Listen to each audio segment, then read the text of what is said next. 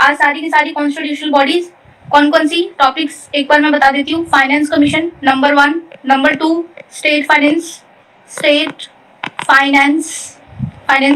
Commission, number 3 would be Attorney General. We are already done with Attorney General. We are done with CAG, so I'm not going to waste the time here again.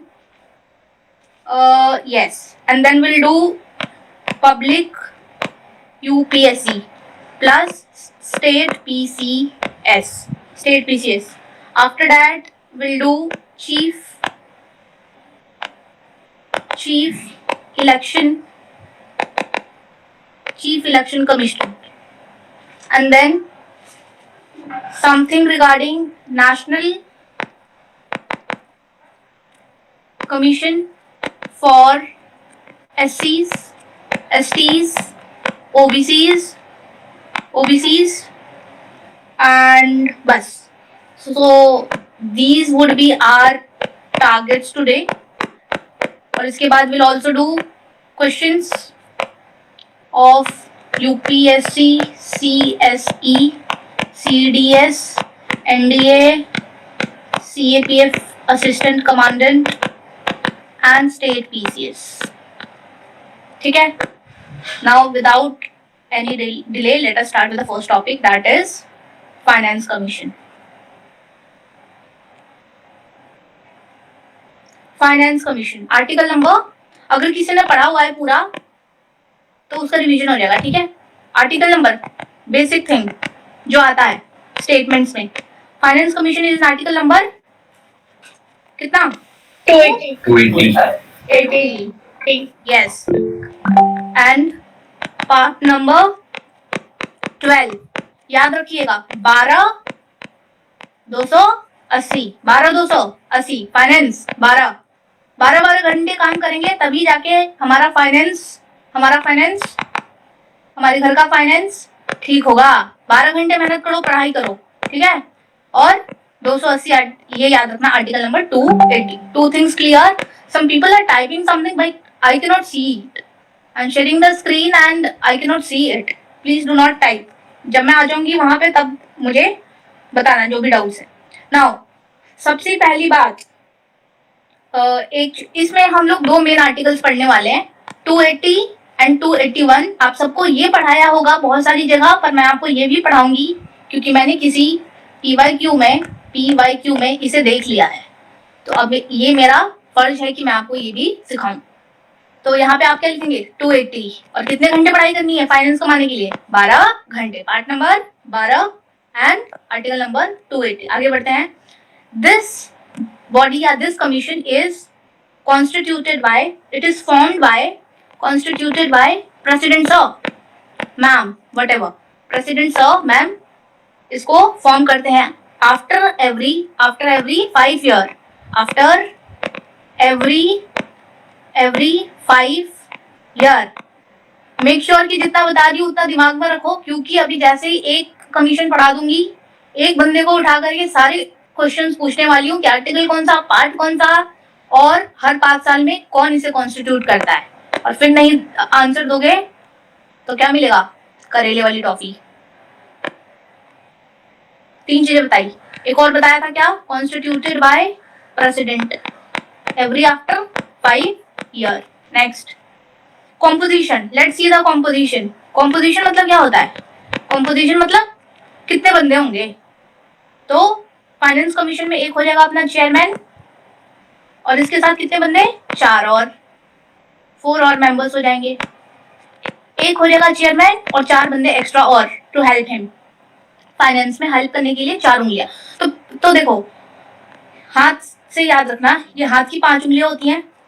तो एक हो जाता है इसमें ये chairman, और 4 और बंदे हो जाते हैं, क्योंकि हमें क्या करना है? मुट्ठी भर के सिक्का. फाइनेंस मुट्ठी भर के सिक्का उठाने के लिए पूरी मुट्ठी चाहिए, और 5 इसमें होते हैं. 1 2 3 4 5. तो ऐसे याद रखना, कंफ्यूजन कम होगी, क्योंकि बहुत सारी बॉडीज में ऐसे लिखा हुआ है कि एक हो जाएगा चेयरमैन. अरे यार, दिस थिंग इज डिस्ट्रैक्टिंग मी. एक हो जाता है चेयरमैन, और बाकी के जो मेंबर्स होते हैं वो डिफाइन नहीं है कि कितने ही नंबर होते हैं. ऐसा किसी में होता है.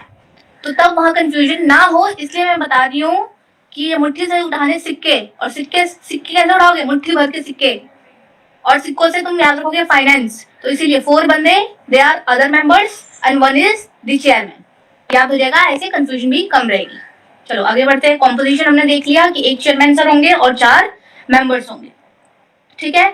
अब बहुत सारी और चीजें बताने वाली हूँ। ऑल्सो अगर आप लोग के नोट्स में कुछ एक्स्ट्रा पॉइंट्स होंगे तो आप भी मुझे बता देना, ताकि होलिस्टिकली हम चीजों को कवर कर ले बिना बात ईगो पे लिए। फर्स्ट हमारे फाइनेंस कमीशन कौन थे? फर्स्ट फाइनेंस कमिश्नर कौन थे? केसी नियोगी। केसी नियोगी, ये फर्स्ट थे। अभी कौन सा फाइनेंस कमीशन चल रहा है? 15th फाइनेंस कमीशन, ये चल रहा है क्या? 15th और 16 चल रहा है ना? 16 15th या 16th कौन सा? 16 ये वाला 2020, ये 2025 मार्च तक था, अभी ये वाला स्टार्ट हो गया है 16 वाला। इसके हेड कौन है, कोई बताएगा? हम अरविंद गिरी ऐसे करके आए, कोई शायद पंगाड़िया करके कोई था, पंगाड़िया, ऐसे अरविंद पंगाड़िया जी, जो भी है स्पेलिंग उनका, पंगाड़िया ऑप्शन में दिखा, उसको टिक लगा देना, ठीक है। ये 16th वाले के हेड है। ओके, 15th वाले के हेड कौन थे? एनके सिंह। ऑप्शंस में कभी आ जाए तो कि लास्ट वाला बंदा वॉज एनके सिंह, अभी वाला बंदा इज अरविंद पंगाड़िया, और फर्स्ट वाला बंदा इज केसी नियोगी। याद रखना भाई 3 नाम, केसी नियोगी, लास्ट वाला एनके सिंह, अभी वाला पंगाड़िया सर। आगे अब देखो, कुछ एलिजिबिलिटी रहती है, कुछ चीजें वो बता देती हूँ। पहली बात, एलिजिबिलिटी में एलिजिबिलिटी इसमें क्या होता है? पहला, जो पर्सन है उसको एक्सपीरियंस होना चाहिए इन द पब्लिक अफेयर्स, उसको नॉलेज होना चाहिए, कैसा नॉलेज? Specialised knowledge. किसी के नोट्स में नहीं लिखे हुए हैं तो प्लीज ऐड ऑन कर लो। पब्लिक अफेयर्स में नॉलेज होना चाहिए, स्पेशलाइज्ड नॉलेज होना चाहिए ऑफ फाइनेंस, क्योंकि फाइनेंस कमीशन बना रहे हैं ना, इसलिए finance and accounts. Next is, और क्या एलिजिबिलिटी होनी चाहिए? फाइनेंस और एडमिनिस्ट्रेशन, फाइनेंस एंड एडम, इसका भी उसको नॉलेज होना चाहिए। या तो कोई ऐसा पर्सन जिसको इकोनॉमिक्स, जिसको कि why these lines are coming again and again, और कोई और पर्सन जिसको इको का नॉलेज हो, नॉलेज ऑफ इको। तो प्लीज ध्यान से सुनना, मैं पूछूंगी ये लाइन से। एक ऐसा बंदा जिसे पब्लिक अफेयर्स की नॉलेज हो, या specialized knowledge of finance and accounts, या एडमिनिस्ट्रेशन एंड फाइनेंस, या फिर इको का नॉलेज हो, तो ऐसे ही बंदों को हम क्या बनाते हैं? हम बनाते हैं चेयरमैन या फिर members of finance commission. 1 chairman, 4 ये, क्योंकि मुट्ठी भर सिक्के बटोरने हैं इसलिए, ठीक है। अब एक और चीज बताऊंगी अच्छी, ये एलिजिबिलिटी याद रखो, public affairs, knowledge of finance accounts, adm with finance and eco. अब एक चीज देखो, जो हमारा मेंबर होता है, पहले चेयरमैन, जो हमारा चेयरमैन सर होता है पंगाड़िया जी, चेयरमैन सर, उनको नॉलेज और एक्सपीरियंस होना चाहिए। He must be having experience in public affairs. जो चेयरमैन होता है उसके लिए ये एलिजिबिलिटी है। बाइफरकेट करके बता रही हूँ कि चेयरमैन की अकेले की एलिजिबिलिटी ये होती है, बाकी के मेंबर्स की एलिजिबिलिटी, बाकी के जो मेंबर्स हैं, आई एम डैम श्योर कि तुम यहाँ आए हो तो जो तुम पढ़ के आए हो उससे थोड़ा 1-2 चीज तो एक्स्ट्रा सीख के जाओगे। मेंबर्स बाकी के जो होते हैं उनकी एलिजिबिलिटी क्या होती है? ही कुड बी अ जज of high court, that person, he or she could be a judge of a high court, high court का जज हो सकता है। देन अगेन वही सेम ऊपर जो बताया था, स्पेशल नॉलेज हो किसमें? फाइनेंस में या फिर अकाउंट्स में, और person having another type of knowledge in finance and administration, handling finance and Adam, या फिर उसको नॉलेज हो इको में। ठीक है। बाकी के मेंबर्स मतलब ये जो बाकी 4 बंदे हैं, 4 मेंबर्स अदर देन दी चेयरमैन, चेयरमैन के लिए एक ही एलिजिबिलिटी है, he should have the experience of public affairs. For the other 4 members the eligibility is that either if he is a judge of a high court eligible, or if he has special knowledge in the subjects or matters of finance and administration, he is allowed to be a member of finance commission. Also if he has finance का and adam का knowledge, he is allowed। ठीक है, ये accounts है, this is accounts, finance and accounts, but this A is adam, this is adam and then eco। तो finance के साथ 2 चीजें आ रही हैं, वन इज अकाउंट्स का नॉलेज हो फाइनेंस के साथ, दूसरा इज फाइनेंस के साथ एडम का हो। इन दोनों में से कोई एक उनके पास नॉलेज है तो ही इज एलिजिबल, और अगर उनके पास इकोनॉमिक्स की भी नॉलेज है तो उन्हें भी हम अदर 4 मेंबर्स में थोड़ी जगह दे सकते हैं, यहाँ पे जगह दे सकते हैं। I will rub it because I need some space. I hope that is clear to you all. अभी तक जितना बताया, आर्टिकल नंबर 280 पार्ट नंबर कितना, 12 घंटे पढ़ाई करके पैसे कमाने हैं और 12 घंटे मेहनत करके, एंड देन मैंने बताया प्रेसिडेंट सर इनको अपॉइंट करते हैं एवरी 5, फॉर्म करते हैं इस कमीशन को फॉर्म करते हैं प्रेसिडेंट एवरी 5 ईयर में। और फिर मैंने बताया था 3 नाम, केसी नियोगी, एनके सिंह, अरविंद पंगड़िया, और उसके अलावा मैंने बताया कि इनकी कॉम्पोजिशन में एलिजिबिलिटी क्या होती है, एक चेयरमैन होता है, one chairman is there, chairman with 4 members, 4 other members। और ट्रिक कैसे बताई है मैंने, मुट्ठी चाहिए तुम्हें फॉर व्हाट, एक हाथ भर की मुट्ठी, और इसमें कॉइन्स इकट्ठे कर लो अपनी पूरी हाथों से। तो हाथों से कॉइन्स फाइनेंस से रिलेटेड है, एक बंदा is chairman, other 4 are members. Eligibility क्या बताई चेयरमैन की, कि चेयरमैन जो होगा उसके पास एक्सपीरियंस होना चाहिए पब्लिक अफेयर्स का नॉलेज, एक्सपीरियंस होना चाहिए। But for the other 4 members the eligibility is high court का जज हो, चाहे फाइनेंस और अकाउंट्स का नॉलेज हो, फाइनेंस एडम का नॉलेज हो, या इको का नॉलेज हो, इनमें से कुछ है तो वो एलिजिबल है to become a member of the finance commission. चलो अब आगे सीखते हैं थोड़ा और।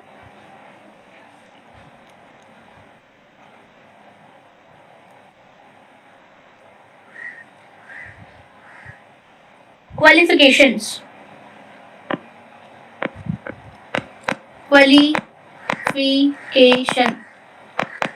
सबसे पहले he should be the citizen of India, जो भी मेंबर्स हैं वो क्या हो, सिटीजन ऑफ इंडिया हो। दूसरा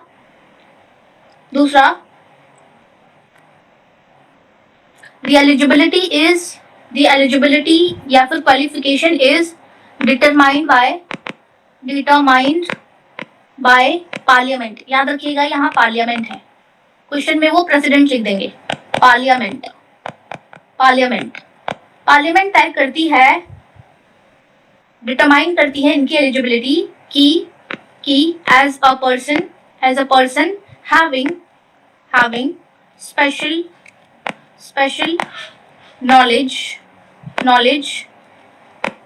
knowledge of financial matters and administration,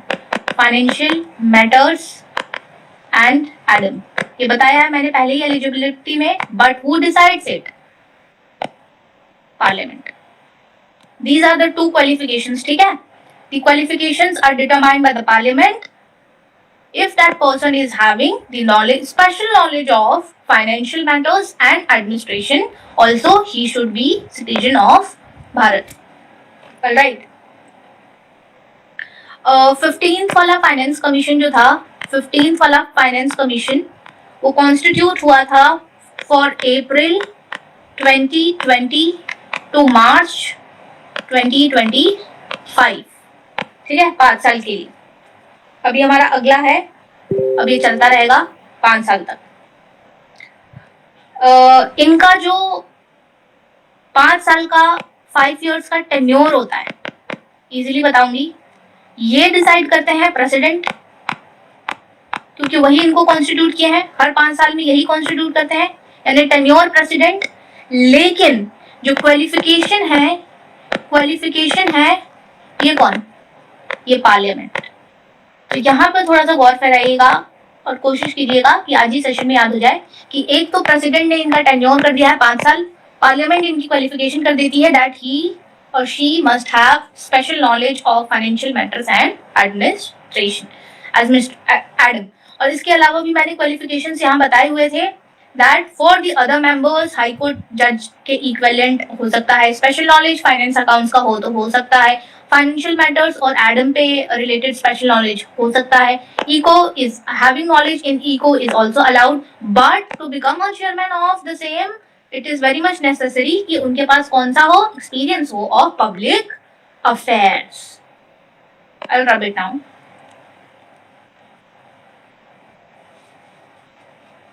So this was about it.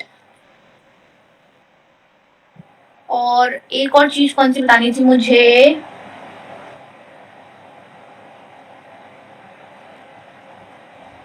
एक और चीज मुझे कुछ तो बतानी थी पर अच्छा हाँ एक और चीज बतानी थी। फाइनेंस कमीशन क्या करती है? फाइनेंस कमीशन प्रेसिडेंट सर को 2 रिकमेंडेशन देती है, 2 रिकमेंडेशन देती है। ये कौन से 2 रिकमेंडेशंस है? पहले for the distribution of taxes between centre and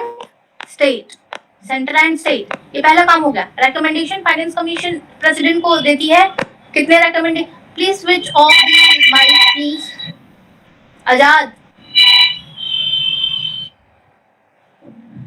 president को 2 रिकमेंडेशंस देती है। पहला रिकमेंडेशन है regarding the distribution of taxes between the centre and the state. ये जो डिस्ट्रीब्यूशन होता है ना, ये कैसा डिस्ट्रीब्यूशन होता है? ये हॉरिजॉन्टल डिस्ट्रीब्यूशन होता है, ऐसा, नॉट वर्टिकल डिस्ट्रीब्यूशन। मतलब एक ऐसा अपर लेवल पे, पूरी डीप लेवल पे नहीं जा रहा। डीप लेवल पे हॉरिजॉन्टल वाला डिस्ट्रीब्यूशन ये स्टेट्स में देखने को मिलता है। जब पंचायती राज तक को डिस्ट्रीब्यूशन ऑफ टैक्सेस में हिस्सा लेने देते हैं तब। अभी यहाँ पे सेंटर और स्टेट वाले केस में वर्टिकल डिस्ट्रीब्यूशन देखने को मिलता है। गलत तो बता दिया मैंने? सेंटर स्टेट में हॉरिजॉन्टल होगा ना सर? हाँ ट्रू। लाइन सही बनाई है पर नाम गलत ले लिया, नॉन मैच। ये देखो, ये हो गया हॉरिजॉन्टल और ये हो गई वर्टिकल। अब ठीक है। और दूसरा रिकमेंडेशन कौन सा होता है? Let me C.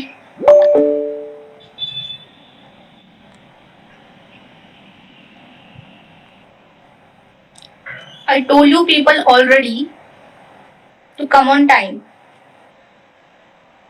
But anyway, the second recommendation, one recommendation तो हो गया ये regarding the distribution of taxes between center and state. This is horizontal, this is vertical वाला thing. दूसरा revenue, दूसरा recommendation, pay attention, revenue या फिर grant in aid देना हो, यानी एक्स्ट्रा बेनिफिट्स, थोड़ा सा सहायता के लिए, क्योंकि वो नीडी लोग नीड है उनको, इसलिए to give to the needy states. For example किसी के यहाँ फ्लड आ गई, किसी के यहाँ साइक्लोन ने हिट कर दिया, कुछ प्रॉब्लम्स हो गए तो उनको अलग से एड देना है, थोड़े अलग से पैसे। नीडी स्टेट्स जिनमें कुछ ऐसे अचानक से प्रॉब्लम हो गई, कुछ तो हो गया, तो तब के लिए थोड़ा ग्रांट इन एड, यही शब्द पूछते हैं स्टेटमेंट में, तो यही ध्यान रखोगे। ग्रांट इन एड देने के लिए स्टेट्स में भी हमारे फाइनेंस कमीशन प्रेसिडेंट को क्या करते हैं?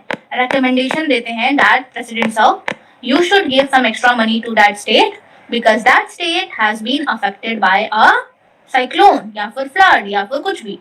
ठीक है, तो 2 चीजें हो गई, दो मैंने बताई। 2 रिकमेंडेशन देते हैं ये प्रेसिडेंट को डिस्ट्रीब्यूशन ऑफ टैक्सेस सेंटर और स्टेट के बीच में। सेंटर पे ये हो जाता है ऐसा लाइन, समझ लेना कौन सी वाली लाइन, हॉरिजॉन्टल, और यहाँ पे स्टेट में ये वर्टिकली हो जाता है, मतलब नीचे तक, ये डाउन तक स्टेट्स हो गई सारी, फिर हमारे पंचायती राज म्यूनिसिपैलिटीज हो गई, तो उन तक। फिर दूसरा रिकमेंडेशन ये देते हैं किसी को अगर नीड पड़ गया मनी का, किसी स्टेट को नीड हो गई मनी की अचानक से, तो उसके लिए रिकमेंडेशन देते हैं। अब कैच क्या है वो हम बताएंगे ये सारा रब करने के बाद। कैच क्या है, ये सर ने तो रिकमेंडेशन दे दिया, फाइनेंस कमीशन ने रिकमेंडेशन तो दे दिया प्रेसिडेंट सर को इन दोनों मैटर्स पे। दोनों मैटर्स याद रखना, पूछने वाली हूँ मैं, कोई भूल गया तो देख लेना। एक रिकमेंडेशन होता है distribution of taxes between centre state, दूसरा रिकमेंडेशन ऑफ रेवेन्यू या फिर grant in aid to a state which is in need. अब कैच ये है कि these recommendations are not binding on sir ji. लो भाई, बनाया क्यों है तुमने फाइनेंस कमीशन को? These recommendations are not binding upon president sir, which means indirectly the government only. Indirectly, which means the government only. Ultimately, the government is gonna decide where to spend the money or not. Finance Commission तो इन्होंने बस नाम के लिए बना दिया, जब माननी नहीं बात है तो। अब एक और चीज बताऊंगी, वो याद रखना। अच्छा, ये वाली बात भी पता है ना कि सेंटर और स्टेट पे रेवेन्यू का डिस्ट्रीब्यूशन होता है, और अभी करेंटली कितना परसेंट होता है? 41%।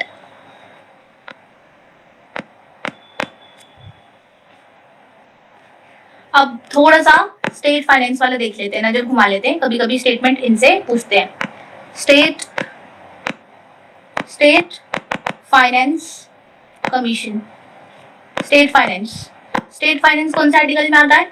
आर्टिकल नंबर वो पढ़ा है पंचायती राज, उसी का पार्ट है ये 243 आई से लेके 243 वाई। ये आई किसका है और ये वाई किसका है?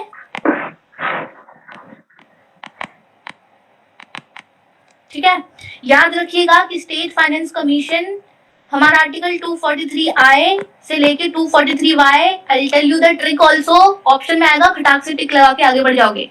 आई फॉर होता है इनकम, और कोई बच्चा अगर इको पढ़ता हो तो उसे मालूम होगा कि वाई इको में रेवेन्यू को डिनोट करते थे, वाई से रेवेन्यू को डिनोट करते थे इको में।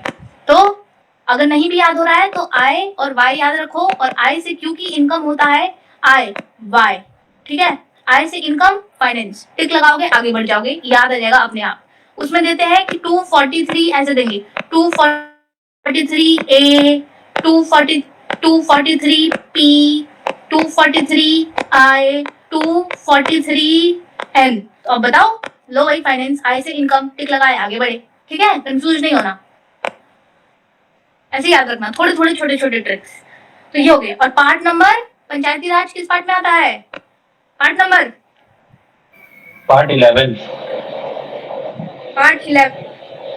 11 और शेड्यूल 11 हाँ। है, सॉरी। अब आया मजा, अब आ गया मजा। यही तो तुम करते हो गुड़ गोबर। अब मैं सिखा रही हूँ, चुपचाप सीख लो। उल्टा उल्टा कर देना। पार्ट को कैसे लिखोगे? ऐसे। और शेड्यूल को कैसे लिखोगे? ऐसे। कहानी खत्म। अब बताओ और कितना आसान करिए तुम। पार्ट को कैसे कर दोगे? 9 और शेड्यूल को 9 2 11, 9 2 11। समझ गए कि नहीं? हो जाएगा। अब कंफ्यूज मत होना, यहाँ पे कंफ्यूजन का कोई रोल नहीं आना चाहिए। यहाँ पे आय मतलब इनकम, कहानी खत्म। पार्ट अगर पूछ लेगा यहीं पे घुमाएंगे, सब बच्चे धुआंधार टिक लगा के आएंगे कि भाई 11 और 12। सबको पंचायती राज से 11 12 याद आता है, पर पार्ट भी तो याद कर लो। थोड़ा सा पूछ लिया तो क्या मुंह बन जाएगा? इनकरेक्ट और नेगेटिव अलग बटोर क्या हो गए? तो पार्ट हो गई हमारी 9 और 2 11, इधर हो गई शेड्यूल। ठीक है, आगे थोड़ा सा और। फाइनेंस कमीशन में ये 11th वाला अमेंडमेंट 73rd 74th ऑफ 1992। ठीक है, ये तो मालूम रहता है सबको। और इसके अलावा क्यों बनाया गया state finance commission? To make recommendation upon financial position of panchayat and municipalities. Recommendation देने के लिए on the subject such as position of financial position of financial position of panchayat and municipalities. ये किस में आता है 243I। ये किस में आता है 243Y। पार्ट नंबर क्या बताया 9 2 11। बस कभी नहीं भूलोगे, अब इतना तो मुझे गारंटी हो गया। और फाइनेंस कमीशन के लिए पार्ट कौन सा बताया था मैंने, विच पार्ट, ये 11 है ना, तो उसको 12 कर देना, 12 रहता है। Yes, I also told you कि फाइनेंस कमाने के लिए 12 घंटे तो पढ़ाई करनी पड़ेगी, तो वैसे भी और ऐसे भी याद रखना कि अगर, हाँ बोलो मैम। फाइनेंस कमीशन में पिछले साल 3 days में ना एक स्टेटमेंट आई थी, तो वो बताऊं एक बार? हाँ बोल दो, रिपीट कर दो वो statement. Yes ma'am. Surcharge and cess is not included in the central pool to be shared with the states according to the recommendation of Finance Commission. अच्छा, वो बोल रहे हैं कि सरचार्ज है, सरचार्ज और सेस, ये जो है ये क्या होता है, tax upon tax, tax over tax, ये होता है सरचार्ज। Yes ma'am. हाँ, तो ये इंक्लूडेड रहता है कि नहीं रहता है? ऐसा फाइनेंस कमीशन ने कोई रिकमेंडेशन, ऐसा कोई फाइनेंस कमीशन ने रिकमेंडेशन दिया है कि ये बस स्टेटमेंट डाल के बना रहे हैं यूपीएससी वाले, क्या कर रहे हैं? मैंने क्वेश्चन था कि मतलब ऑप्शन दे रखे थे कि इनमें से कौन सी चीज फाइनेंस कमीशन के रिकमेंडेशन के अंदर नहीं आती, तो इसका आंसर सरचार्ज और सेस था। हाँ, और बाकी ऑप्शंस कौन कौन से थे जो आते हैं, वो वाले ऑप्शंस बता दो। 1 मिनट मैम। जो इंक्लूडेड है ना, उससे हमारी ड्यूटी बन जाती है कि ये देख ले कि which things are included according to the recommendation of the finance commission, क्योंकि नाउ इट हैज बिकम, वो पीवाईक्यू है तो वो हमारा सिलेबस है। इंक्लूडेड वाली थिंग्स, ये वो क्वेश्चन ढूंढ के लाएगा, तो उसमें जो 3 स्टेटमेंट है ना, वो यहाँ भी देख लेंगे। टिल देन मैं आगे का बताती हूँ। समवन इज देयर और समवन इज टाइपिंग समथिंग, सक्षम is there.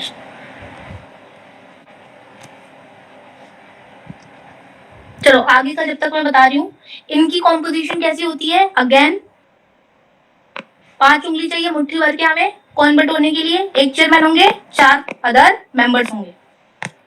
Eligibility of chairman और members, they are decided by the state legislature. वहां कौन करता था, पार्लियामेंट। कोई बच्चा प्रेसिडेंट नहीं कहेगा गलती से भी कि एलिजिबिलिटी कौन डिसाइड करता है, वहां पे पार्लियामेंट, और यहाँ पे yes, eligibility by state legislature. Then मुझे कुछ कमिटीज बतानी है, क्योंकि मुझे क्यों तो लगता है कि कभी ना कभी ऐसे सवाल पूछेंगे कि these committees are related to which commission. तो I want to tell you guys कि कुछ कमिटीज हैं जो कि इलेक्टोरल रिफॉर्म्स, नहीं वो तो उधर की है, ठीक है, वो वहां पे पढ़ाएंगे, यहाँ पे नहीं पढ़ाएंगे, फाइनेंस से रिलेटेड वाले में नहीं पढ़ाएंगे, छोड़ो। यूपीएससी की है कुछ, वो वहां पे बता दूंगी, यूपीएससी, यहाँ कंफ्यूज हो जाओगे। और कुछ है चीफ इलेक्शन कमीशन से रिलेटेड, याद दिला देना अगर गलती से छोड़ू मैं तो, ठीक है। ये हो गया। और अच्छा, एक क्वेश्चन का जवाब दो, ये कमेटी किससे रिलेटेड है?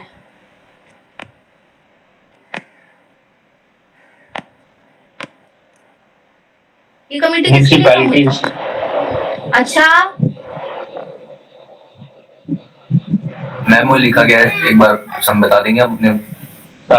हाँ, नहीं, संथानम नीचे कौन सा है? संथानम कमेटी, मैं ऑप्शन दे रही हूँ। ऑप्शन नंबर 1, ये संथानम कमेटी किससे रिलेटेड है? कुछ नहीं करेगा भाई, सेंट्रल ब्यूरो नहीं है, मैं बता रही हूँ ना। पहला तो है सेंट्रल ब्यूरो, दूसरा है सेंट्रल विजिलेंस, तीसरा है सेंट्रल आर्म्ड फोर्सेस, चौथा है सेंट्रल जीएसटी। बताओ कौन सा है? मैम तब ये बताओ, सीबीसी ही है, सेंट्रल विजिलेंस भी है शायद। बी। सी ऑप्शन है नहीं, विजिलेंस है बी ऑप्शन। Central vigilance. ठीक है। आधे लोग तो पता ही नहीं क्या ही बोल रहे हैं भाई, ये विजिलेंस है विजिलेंस।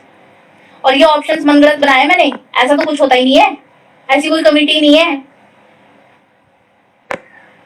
ठीक है, तो थोड़ा होश में जागो। कोई कोई अब बाकी ऑप्शन बताओ। हाँ, एक सेकेंड वंश, बाकी ऑप्शंस बता दो वहां पे जो उस क्वेश्चन में है, यहाँ पे थिंग्स इंक्लूडेड में। बताओ पहला। हम personal income tax. Personal income tax, ठीक है। और हम कॉर्पोरेट प्रॉफिट टैक्स।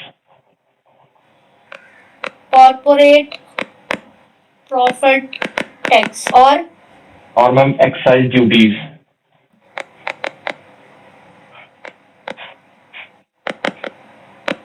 ठीक है भाई, ये तीनों इंक्लूडेड है, पर सरचार्ज और सेस वो इंक्लूडेड नहीं है। ध्यान रखना, अगर कभी वापस से रिपीट होता है या ऑप्शंस रिपीट होते हैं, अच्छा तुम लोग की ड्यूटी है कि ये पढ़ लो कि आज पर्सनल इनकम टैक्स क्या है, कॉर्पोरेट टैक्स क्या है और एक्साइज ड्यूटीज क्या है। ठीक, एक बार बस ऐसे ही गूगल कर लेना, छोटा सा 5 मिनट लगेगा, एक बार देख लेना, ठीक है। और क्या बताना था मुझे, मैंने ये सारी चीजें बता दी। इसके अलावा बस और 2 रिकमेंडेशन जो वो देता है, distribution of taxes between central and state, और एक बताया for the revenue and grant in aid to be given to needy states, but these recommendations are not binding. वो प्रेसिडेंट को रेकमेंड तो करते हैं पर वो बाइंडिंग नहीं है। Time to ask the questions. Who would come first? पहले रब कर देती हूँ वरना चीटिंग कर लोगे तुम लोग। रुको, मैं बताऊंगी जिसको वो आएगा। बर्थडे बॉय आजा। मैं बर्थडे बॉय यही सोच रहा था मैं बिल्कुल।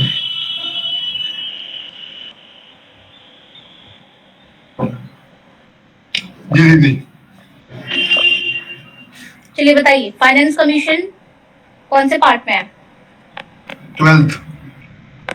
12। और स्टेट फाइनेंस कमीशन, स्टेट वाला? स्टेट वाला दे दो, उस टाइम थोड़ा सा फोन आ गया तो वो देख नहीं पाया मैं। इससे एक कम कर दो, ठीक है। 11। ओके ठीक है। ठीक है दीदी।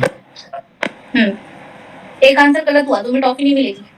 नेक्स्ट पर्सन, नेक्स्ट आएगा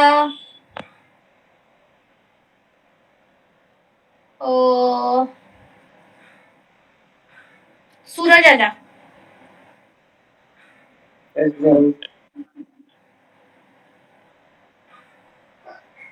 सूरज आगे, tell me yes ma'am. eligibility of the members of the State Finance Commission is decided by whom? Ma'am decided by state legislature. State legislature. Very good, your answer is correct, but one more question you have to answer. The question is, tell me the articles related to State Finance Commission. Article था ma'am उसका 243। 243 which? A, B, C, D. I ma'am income I. I to 243. Y. Why? Very good. You have given both the answers correctly. अभी तुम्हें मिलेगी toffee. नहीं, आज तो toffee ऐसी मिलेगी कि जीवन में पहली बार आज टॉफी ऐसी मिलेगी तुम खाते रह जाओगे। देखना कि मस्त टॉफी दूंगी।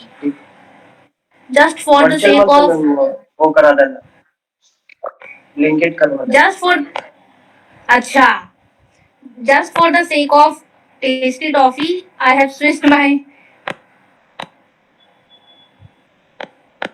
वाओ, तारीफ करो भाई टॉफी की। This is for Suraj, right? Suraj, ये सूरज की टॉफी है। नाउ नेक्स्ट पर्सन, अब लड़कियां आएंगी। कौन कौन सी लड़कियां सेशन में, कोई है कि नहीं? Let me see. Sejal is there, Khushi is there and बस दो ही हैं। दोनों आ जाओ। सेजल आ जा पहले। Sejal, Hello, am I audible? बिल्कुल ऑडिबल। हाँ जी. Tell me the two recommendations which are given by Finance Commission to the President. The two recommendations है कि एक तो है कि for the distribution of taxes between center and state. तो this is हमारा horizontal distribution. And Yes. दूसरा होता है हमारा कि basically giving revenue या grant and aid for states that are in need. And ये हमारा vertical होता है. Needy states. समझ आ गई बात? ये वाला वर्टिकल नहीं होता बेटा। यहाँ पे क्या होता है ना, सेंटर और स्टेट वाली चीजें तो हॉरिजॉन्टल हो जाती है, लेकिन अगर स्टेट में ही चीजों को देना है पंचायती राज तक वगैरह वगैरह तो उधर वर्टिकल हो जाती है। ये वाले में हॉरिजॉन्टल वर्टिकल लगता ही नहीं है। Okay. ठीक है, सेजल ने बिल्कुल करेक्ट आंसर दिया है, दोनों रिकमेंडेशन सही बताए हैं इसने। तो Sejal, which toffee do you want to take? Ma'am मैं टॉफी नहीं खाती. But you have to take. You are in our class and it is the rule of the class. Ma'am कोई भी चलेगी. Irrespective of the cavities, you have to take toffees. We'll give you green toffee. And this is not for Pakistan. This is for Green Revolution. Alright, next person will come. Next is, which was that girl? क्या नाम था? देखना पड़ेगा, मैं भूल गई। खुशीपाल, खुशीपाल आ जा। हाँ दीदी। बिटिया, खुशी बिटिया। क्वेश्चन है आपका,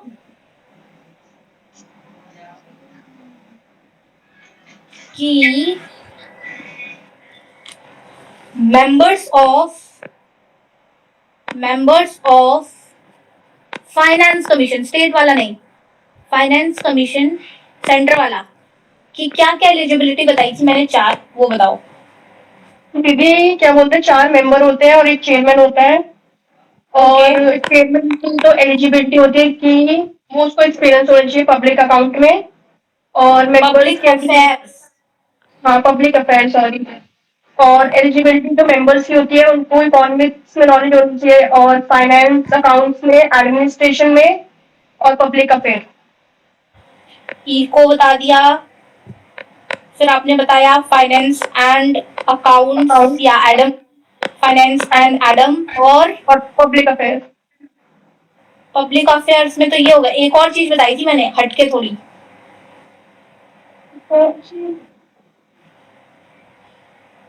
कोई और बंदा बताएगा? मैं बताती हूँ कौन बताएगा। कुणाल बताएगा। मैम वो हाई कोर्ट का जज के लिए क्वालिफाइड होना चाहिए। बहुत बढ़िया Kunal. So one toffee this lady will get, but she has to share more than half with Kunal. कर लोगे ना भाई? रोने तो नहीं लगोगे? नहीं मैम, एक ही तो मिली, उसमें भी देनी पड़ रही है। पूरा दे दीजिए मैम उसको। Oh my God, कितना बड़ा दिल है तेरा।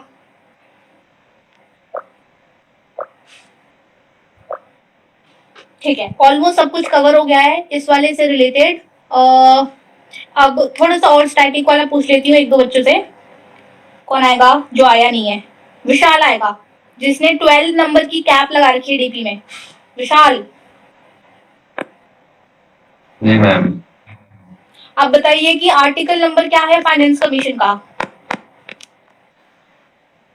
240।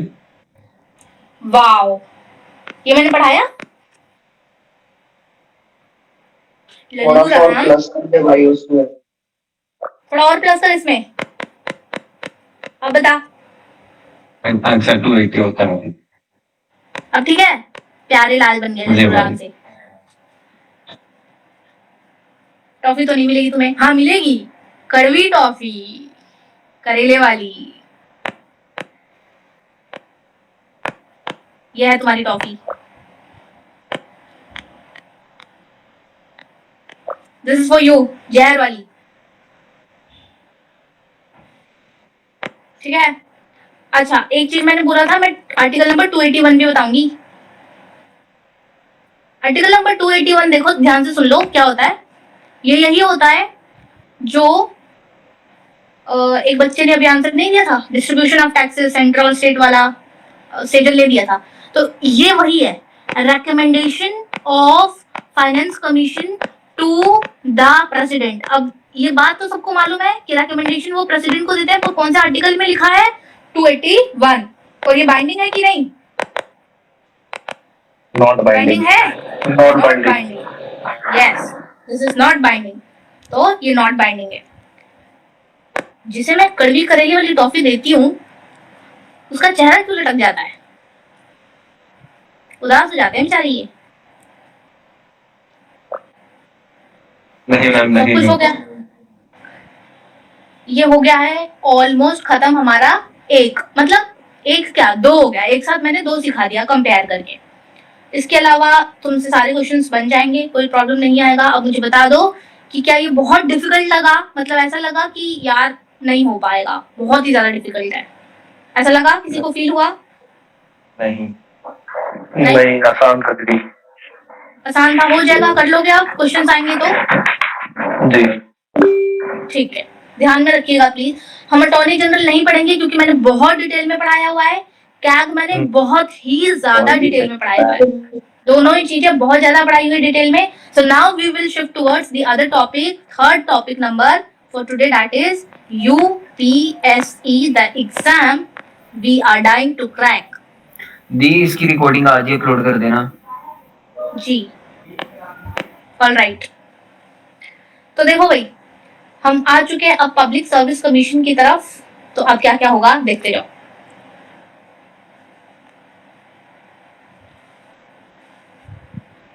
सबसे पहले basic article, this is in article number 315 से 323। आंखों में बसा लो क्योंकि आर्टिकल्स रॉन्ग होते हैं तुमसे। 315 से 323, जल्दी जल्दी आंखें फाड़ फाड़ के देख लो, पूछूंगी क्योंकि मैं।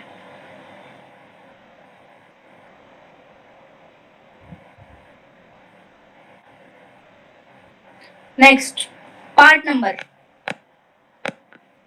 14, पार्ट नंबर 14।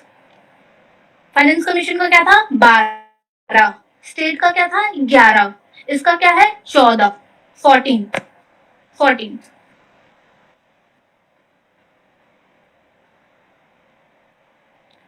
इसके अलावा अच्छा ये बताओ, who is the current chairman of UPSC? किसी को मालूम है? Who is the current chairman of the exam you going to write? हाँ बताओ। कहते हो प्रीति मैम करके है। प्रीति, ये कब बन गई? प्रीति सुधान, वो तो नहीं है, वो तो कट गई। अजय सिंह है मैम शायद। हमारे सेशन में एक बंदा आता है, एक के अरुण कुमार, आज आया नहीं है वो। Oh sorry, Arun. अरे यार, Ajay Ajay no Ajay, IAS Ajay Kumar, IAS Ajay Kumar. अच्छा अजय है क्या? सही बोला था ना मैंने पहले। तो हमारे सेशन में ये एक आता है अरुण कुमार, उसी अरुण कुमार से याद रखना कि अजय कुमार है ये हमारा, याद रखोगे? वो AK वाले लड़का जो आता है उससे याद रखना, AK सर जो है हमारे UPSC के हैं। अब ऑप्शन में अजय दे देंगे तो ठीक है, और वैसे भी जय जय तो होगी ना, अगर कोई UPSC क्रैक करके चेयरमैन पर्सन बन गया तो उसकी जय जय तो होनी है, तो अब टिक लगा दोगे जय और आगे बढ़ जाना। ये आर्टिकल याद रखना 315 to 323। और पार्ट नंबर 14, वहां पे 12 था, 12 घंटे पढ़ाई किए थे और पैसे कमाए थे, और फिर 12 घंटे पढ़ाई करके यूपीएससी में आ गए, यूपीएससी क्रैक कर दी भाई, थोड़ा और 14th हो गया जब, तो इस तरह से रिलेट करके, क्योंकि हमने पहले फाइनेंस पढ़ा फिर हम यूपीएससी पढ़ रहे थे, तो तुम थोड़ा सा प्लस कर लेना, 12 + 2, ठीक है। ये हो गया, 2-4 फैक्ट्स बता दिए। अब इसके अलावा this UPSC is nothing but an exam conducting body. ये एक एग्जाम कंडक्टिंग बॉडी है, रिक्रूटेड बाय सेंटर। इस पे रिक्रूटमेंट कौन करता है? Recruited bye centre. अब एक बात और ध्यान रखना कि यहाँ पे किसी यूपीएससी के बंदे की पोस्टिंग, इसका रिक्रूटमेंट तो सेंटर ने किया है। यूपीएससी का पेपर कौन लेता है? सेंटर, ना कि स्टेट। तो सेंटर ने किया हुआ है इसका रिक्रूटमेंट, पर ये बंदा अगर किसी स्टेट में पोस्टिंग जाता है तो उसकी सैलरी वो स्टेट देखती है। उसकी सैलरी जो होती है, the salary is paid by the state. जिसमें इसकी पोस्टिंग है, that state is going to pay the salary, ठीक है। शायद तुमने ना पढ़ी हो और शायद तुमने पढ़ी भी हो, तो जरा ये बात गौर फहराना और नोट कर लेना कि this exam is recruited, this exam is conducted by the centre, this person has been recruited by the centre, but the salary would be paid by the state ही इज पोस्टेड इन। जिस state में इनकी posting हुई है वो state इनको salary देने वाला है। अगली बात, यूपीएससी से ही मिलती जुलती कुछ बातें कि यूपीएससी में एक आता है all India services. All India services कौन से आर्टिकल में है? 312, आर्टिकल नंबर 312।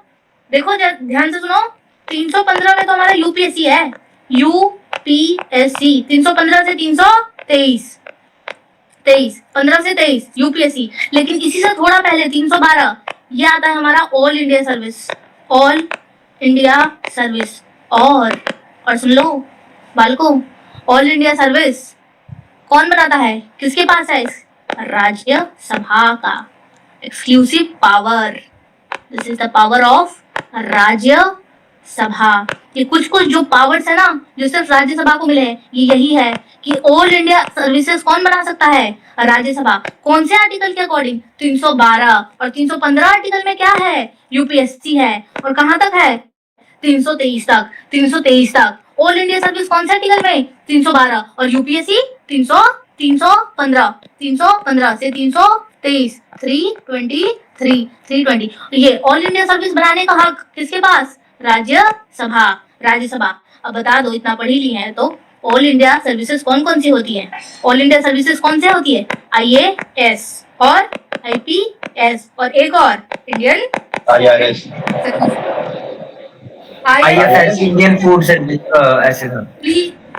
प्लीज आईआरएस पे ध्यान मत देना, आईआरएस नहीं है, इंडियन फॉरेन सर्विसेज है। और कोई बच्चा फॉरेस्ट भी नहीं समझेगा, एक फॉरेस्ट सर्विसेज होती है वो भी नहीं है, वो IFOS होती है, वो नहीं है। अबे फूड नहीं है, फॉरेन, ठीक है, समझ में आ गई? जो अपाला मिश्रा को मिली हुई है ना वो वाली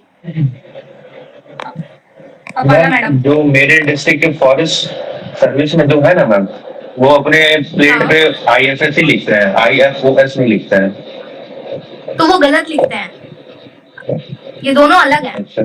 नंबर बनाना अपने। यस, ठीक है। तो वो अब वो अपना जाने वो किस मकसद से लिख के घूमते हैं, आई डोंट नो। इधर he is making fool of other innocent people और demotivate something else, I don't know. पर यहाँ आप लोग ध्यान रखना कि इधर IAS है, इधर IPS है और इधर इंडियन फॉरेन सर्विसेज है। तो यही तीनों को ही सिर्फ हम क्या मानते हैं? ऑल इंडिया सर्विस मानते हैं। हम सिर्फ इन तीनों को ऑल इंडिया सर्विस मानते हैं। लेकिन अगर ऑल इंडिया सर्विसेज की और अलग से पोस्ट किसी को क्रिएट करनी है तो वो राज्यसभा के पास अधिकार है। उस पोस्ट को राज्यसभा क्या कर सकता है? क्रिएट कर सकता है। टिल नाउ हमारे पास 3 है आर्टिकल नंबर। राज्यसभा के पास जो पावर है फॉरेन सर्विसेज बनाने की, आर्टिकल नंबर 300 कितना? 12। 315 से 323 कौन सा? आर्टिकल नंबर 315 से 323 UPSC part number 14, part number 14। और फाइनेंस कमीशन में article number 280 part number 9 schedule number 11 ये बताया था। और अगर स्टेट फाइनेंस कमीशन की बात करें तो आर्टिकल नंबर कौन सा 243 आई 243 वाई। और एक और बताया था आर्टिकल नंबर 281 रिकमेंडेशन देंगे कौन फाइनेंस कमीशन किसको प्रेसिडेंट क्या बाइंडिंग होगा नहीं बाइंडिंग नहीं होगा। अगली बात समझ में माइक ऑफ कर लो प्लीज डिस्टर्बेंस हो रही है। और आकाशदीप की माइक की आवाज तो बहुत ही ज्यादा गंदी है इसकी जितनी आवाज नहीं आती है उतना इसके माइक का साउंड है। या तो ईयरफोन हटा के आएगा आकाश। तो ये मैंने बता दी है थोड़ी बहुत चीजें। राज्यसभा के पास पावर है कि वो ऑल इंडिया सर्विस कोई बना सकता है। उसके अलावा कॉम्पोजिशन अब देखो भाई अब आ गई है टाइम बहुत ज्यादा ध्यान देने की क्योंकि अब कॉम्पोजिशन में वहां कुछ और हो रहा था और यहाँ कुछ और होगा। तो अब देखो कॉम्पोजिशन कॉम्पोजिशन में कैसे एक तो हो जाएंगे अपने चेयरमैन एक हमारे हो जाएंगे चेयरमैन और प्लस यहाँ हो जाएंगे सम मेंबर्स। भाई मालूम ही नहीं है कितने सम मेंबर्स इधर कुछ मेंबर्स हैं। याद रखना स्टेटमेंट में बोलेंगे 4 मेंबर स्टेटमेंट में क्या बोलेंगे चेयरमैन प्लस 4 मेंबर।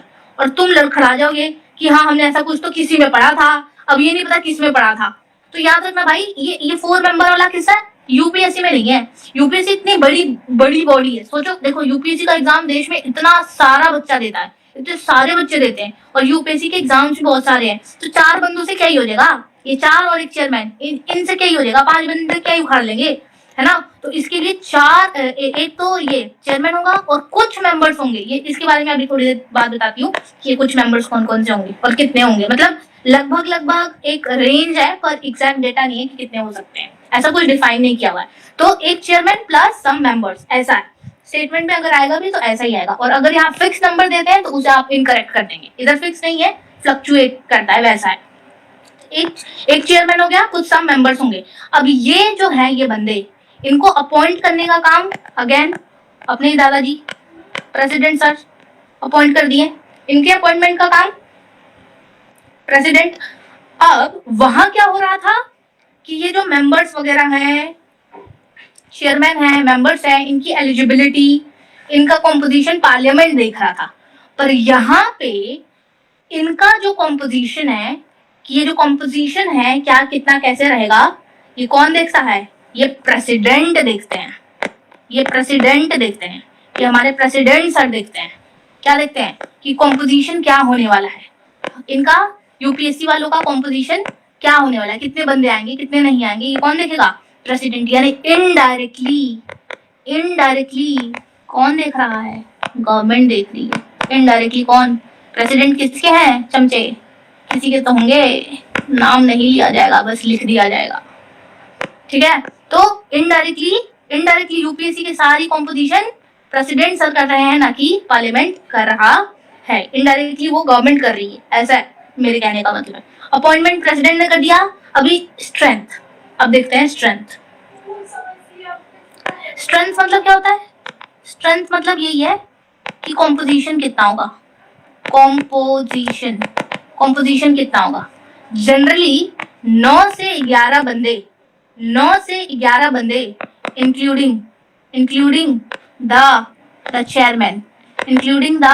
चेयरमैन 9 से 11 चेयरमैन को इंक्लूड करके टोटल 9 से 12 की एक टीम बनती है। और इस टीम को कौन डिसाइड करता है प्रेसिडेंट सर। आपको स्टेटमेंट में पार्लियामेंट लिख के मिलेगा। आपको स्टेटमेंट में पार्लियामेंट आएगा यूपीएससी से रिलेटेड। आप बोल देंगे निकल लो हम पढ़ाई करके आए बोल देना सीधे चलो निकल लो। दिमाग नहीं खराब करो ऑलरेडी बहुत ज्यादा नाटक हो चुका है लाइफ में। ज्यादा नखरा नहीं। इधर प्रेसिडेंट होगा पार्लियामेंट नहीं होगा सीधे 9 से 11 हो जाएंगे टोटल बंदे चेयरमैन को मिला के। कौन सा बंदा इनको अपॉइंट कर रहा है प्रेसिडेंट। कौन सा बंदा इनकी स्ट्रेंथ को देख रहा है कि कितने बंदे होंगे कॉम्पोजिशन को देख रहा है यही सेम प्रेसिडेंट ही देख रहा है ठीक है। चेयरमैन होगा कुछ बंदे होंगे 9 से 11 बता दिया मैंने। अब क्वालिफिकेशंस अब मजा आएगा। जैसे फाइनेंस कमीशन में क्वालिफिकेशन बताया मैंने कि स्पेशल नॉलेज हो, एक्सपीरियंस हो पब्लिक अफेयर का, इको का, फाइनेंस का, एडम का, फाइनेंस का, अकाउंट्स का और हाईकोर्ट का जज वाली एलिजिबिलिटी भी हो। अब यहाँ पे क्या होगा, अब देखते जाओ। जैसे ही बात आई क्वालिफिकेशन कहते हैं कि not prescribed in the constitution, but जब स्टेटमेंट्स में बट आ जाए, जब भी स्टेटमेंट्स में क्या आ जाए बट, तो तुम चौकन्ना हो जाओ। पहली बात तो कह दिया कि भाई यूपीएससी का चेयरमैन और बंदे होने के लिए क्वालिफिकेशन ही नहीं बता रखी भाई कॉन्स्टिट्यूशन में। लो कर लो खेती, एग्जाम लीक नहीं होगा तो क्या होगा, बट एटलीस्ट हाफ, कितने बताए थे, 9 से 11 बंदे बताए थे including the, at least half of the members should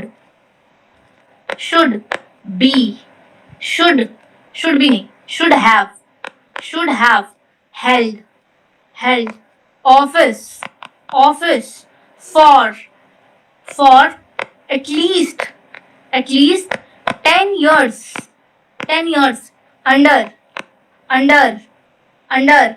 government of India और गवर्नमेंट ऑफ स्टेट। क्या बोला, क्वालिफिकेशन तो कॉन्स्टिट्यूशन में बता ही नहीं रखी मैम, लेकिन ये जो 9 से 11 बंदे हैं, कम से कम इसमें से हाफ, कम से कम इसमें से आधे बंदे कम से कम 10 साल सर्विस दे चुके हो, या तो सरकार सेंट्रल गवर्नमेंट के अंदर या तो स्टेट गवर्नमेंट के अंदर। कम से कम आधे बंदे 10 साल की सर्विस दे चुके हो अंडर गवर्नमेंट ऑफ इंडिया या अंडर गवर्नमेंट ऑफ स्टेट। ये हो जाती है हमारी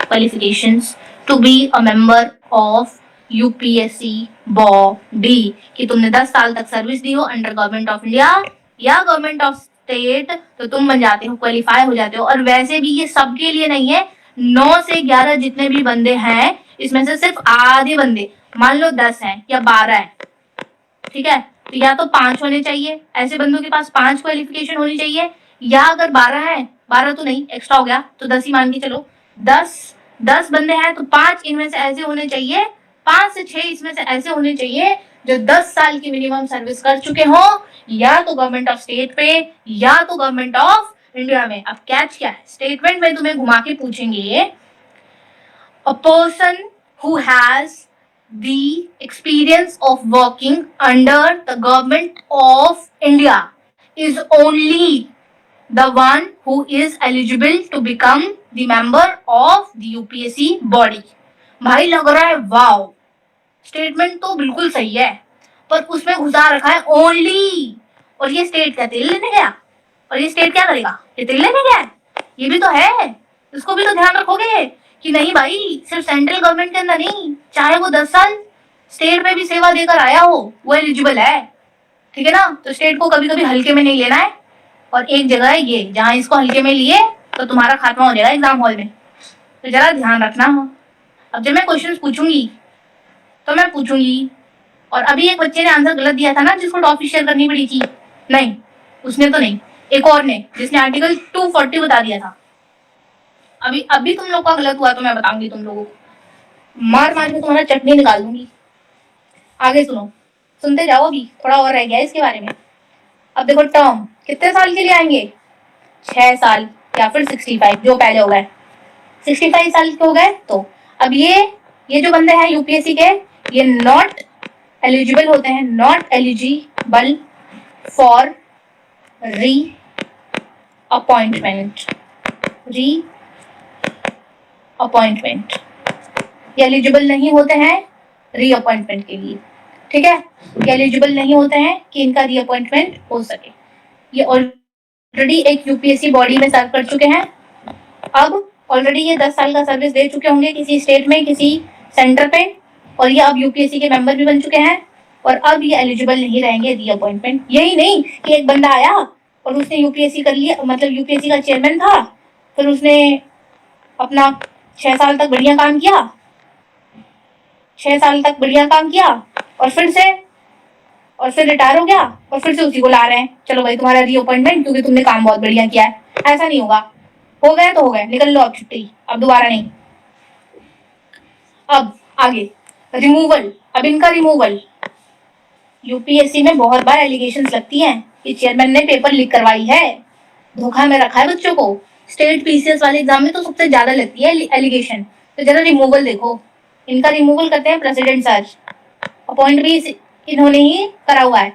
ऑन द ग्राउंड ऑफ, ये ग्राउंड याद रखना, और अब याद आएगा सुप्रीम कोर्ट और हाई कोर्ट जो इतना पढ़ाया था, इनका जो रिमूवल होता है वो ऑन द ग्राउंड ऑफ सिर्फ और सिर्फ मिस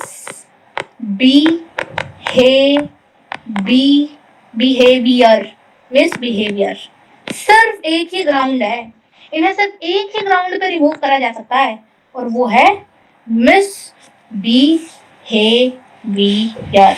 और जो सुप्रीम कोर्ट का बंदा होता था जज, उसको किस ग्राउंड पे करते थे? On the basis of incapacity plus misbehaviour. Yes, लेकिन अब कैच देखो, स्टेटमेंट में यहाँ तुमको कंफ्यूज करने के लिए जानबूझ के यूपीएससी वाले क्या बोलेंगे कि यूपीएससी के बंदे को हटाने के लिए रिमूवल का जो प्रोसेस है, उस पे जो ग्राउंड है वो है इनकेपेसिटी एंड मिसबिहेवियर। भाई तुम्हें लगेगा कि ये तो मैंने सुना है, हमारी मैडम ने भी पढ़ाया था, हमारे सर ने भी पढ़ाया था, हमने भी पढ़ाया, हम तो रम खान है। तुम होगे तो रम खान घर पे, एग्जाम हॉल में तुम लल्लू खान हो, और तुमसे ये गलतियां हो जाएंगी, फिर वहां फिर मुंह बन के घर आ जाओगे कि ओ माय गॉड क्या हो गया, है ना, नवाब बनने चले थे, नल्ले बन के आ गए। ये भी क्या है कि अगर वो एंगेज करता है किसी पेड एम्प्लॉयमेंट के लिए तो भी उसे रिमूव कर देंगे। वो तो सबके लिए है ना, वो तो हर एक गवर्नमेंट एम्प्लॉय के लिए, तो उसमें तो अलग बात है ही नहीं कुछ। समझ आ गई आजाद? मैम ये सिर्फ मिसबिहेवियर के ग्राउंड पे हट सकता है, बिल्कुल, सेल्फिश पे। हाँ, ये वाला मेन है मिसबिहेवियर। बाकी वो प्रॉफिट ऑफ ऑफिस ये कर रहा है गेन, या फिर वो इंडिया का सिटीजन ही नहीं रहा, किसी और सिटीजनशिप अपना ली, तो ये तो तुम कर ही लोगे कि भाई तू अब सिटीजनशिप ले रहा है अलग, ये तो भाई अलग ही सीन हो रहा है, चल निकल, ऐसा। तो वो तो अब मैं ये बता रही हूँ, जो स्टेटमेंट तुम्हें कंफ्यूज करेगा सबसे ज्यादा, वो लिख देंगे इनकेपेसिटी एंड मिसबिहेवियर। तुम्हें पूरा सही लगेगा, पर हर सही लगने वाली चीज सही नहीं है, वो कहीं और के लिए सही है, वो तो सुप्रीम कोर्ट के वो जजेस को हटाने के लिए सही है, पर यूपीएससी के बंदों को हटाने के लिए एक ही टर्म कंडीशन है, वो है ये इनकेपेसिटी नहीं, सिर्फ और सिर्फ मिसबिहेवियर। ऊपर से ऊपर भाई तुम सोचो, ये मिसबिहेवियर की डेफिनेशन भी नहीं पता है हमें, इसकी डेफिनेशन भी हमें नहीं पता, ये क्या है इसका मतलब क्या? अगर यूपीएससी के किसी मेंबर ने, बोर्ड के मेंबर ने, यूपीएससी वाले किसी चेयरमैन या मेंबर में से किसी ने किसी को अब्यूज कर दिया, किसी को ठोक दिया, कुछ घपला कर दिया, भाई क्या, कौन सी बात मिसबिहेवियर मानेंगे? ये तो पता ही नहीं है, ये कहीं लिखी नहीं है, पता नहीं क्या ही हो जाएगा, ऐसे ही लिख दिया बस मिसबिहेवियर, लो कर लो खेती, अब जो सोचना सोचते बैठो। अब आगे सुनो थोड़ा और, अब सुन लो थोड़ा और ये ध्यान रखना, ये अभी सवाल पूछते टाइम पूछूंगी और फिर खाओगे तुम जहर वाली टॉफी। अब सुनो, इनको हटाते हैं on the ground of only misbehaviour, ये बता दिया। After after after supreme court inquiry, after the inquiry of a supreme court, जब सुप्रीम कोर्ट एक इंक्वायरी बैठाएगा, उसके बाद भाई ध्यान से सुन लेना, बहुत इंपॉर्टेंट है, मिस हो जाएगा नहीं तो। उसके बाद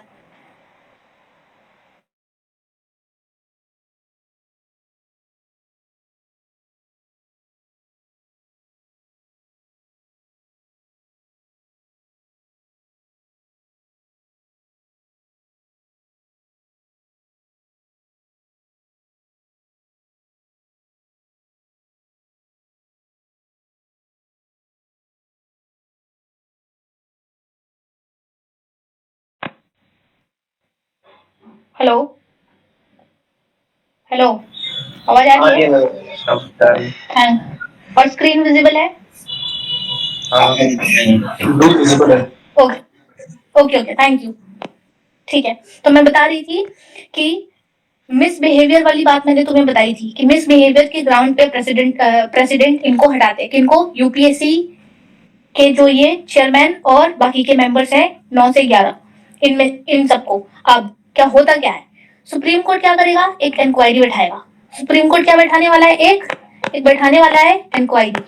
ठीक है, इंक्वायरी के बाद जैसे ही उसे कंफर्म हो जाए कि ओके सारी की सारी जो भी एलिगेशंस लगाई गई थी वो प्रूव हो गई, सुप्रीम कोर्ट ने बोला यस दीज आर ट्रू, फिर क्या होगा? वो अपना डिसीजन लेकर के अपना डिसीजन जो है वो लेकर के प्रेसिडेंट को देगा, प्रेसिडेंट को। और यहाँ पे ये जो हमारे दाढ़ी वाला बूढ़ा बाबा बैठा है प्रेसिडेंट, इस बेचारे को सुप्रीम कोर्ट की बात माननी ही पड़ती है। 100 जगह हमने ये देख लिया कि सुप्रीम कोर्ट आके, फाइनेंस कमीशन आकर, फलाना ढिमका आकर प्रेसिडेंट सर को कुछ बता रहे हैं और प्रेसिडेंट सर को घंटा फर्क नहीं पड़ता, नॉट बाइंडिंग। पर यहाँ पे भैया जी खेल गए सुप्रीम कोर्ट, हीरो बन गए हीरो।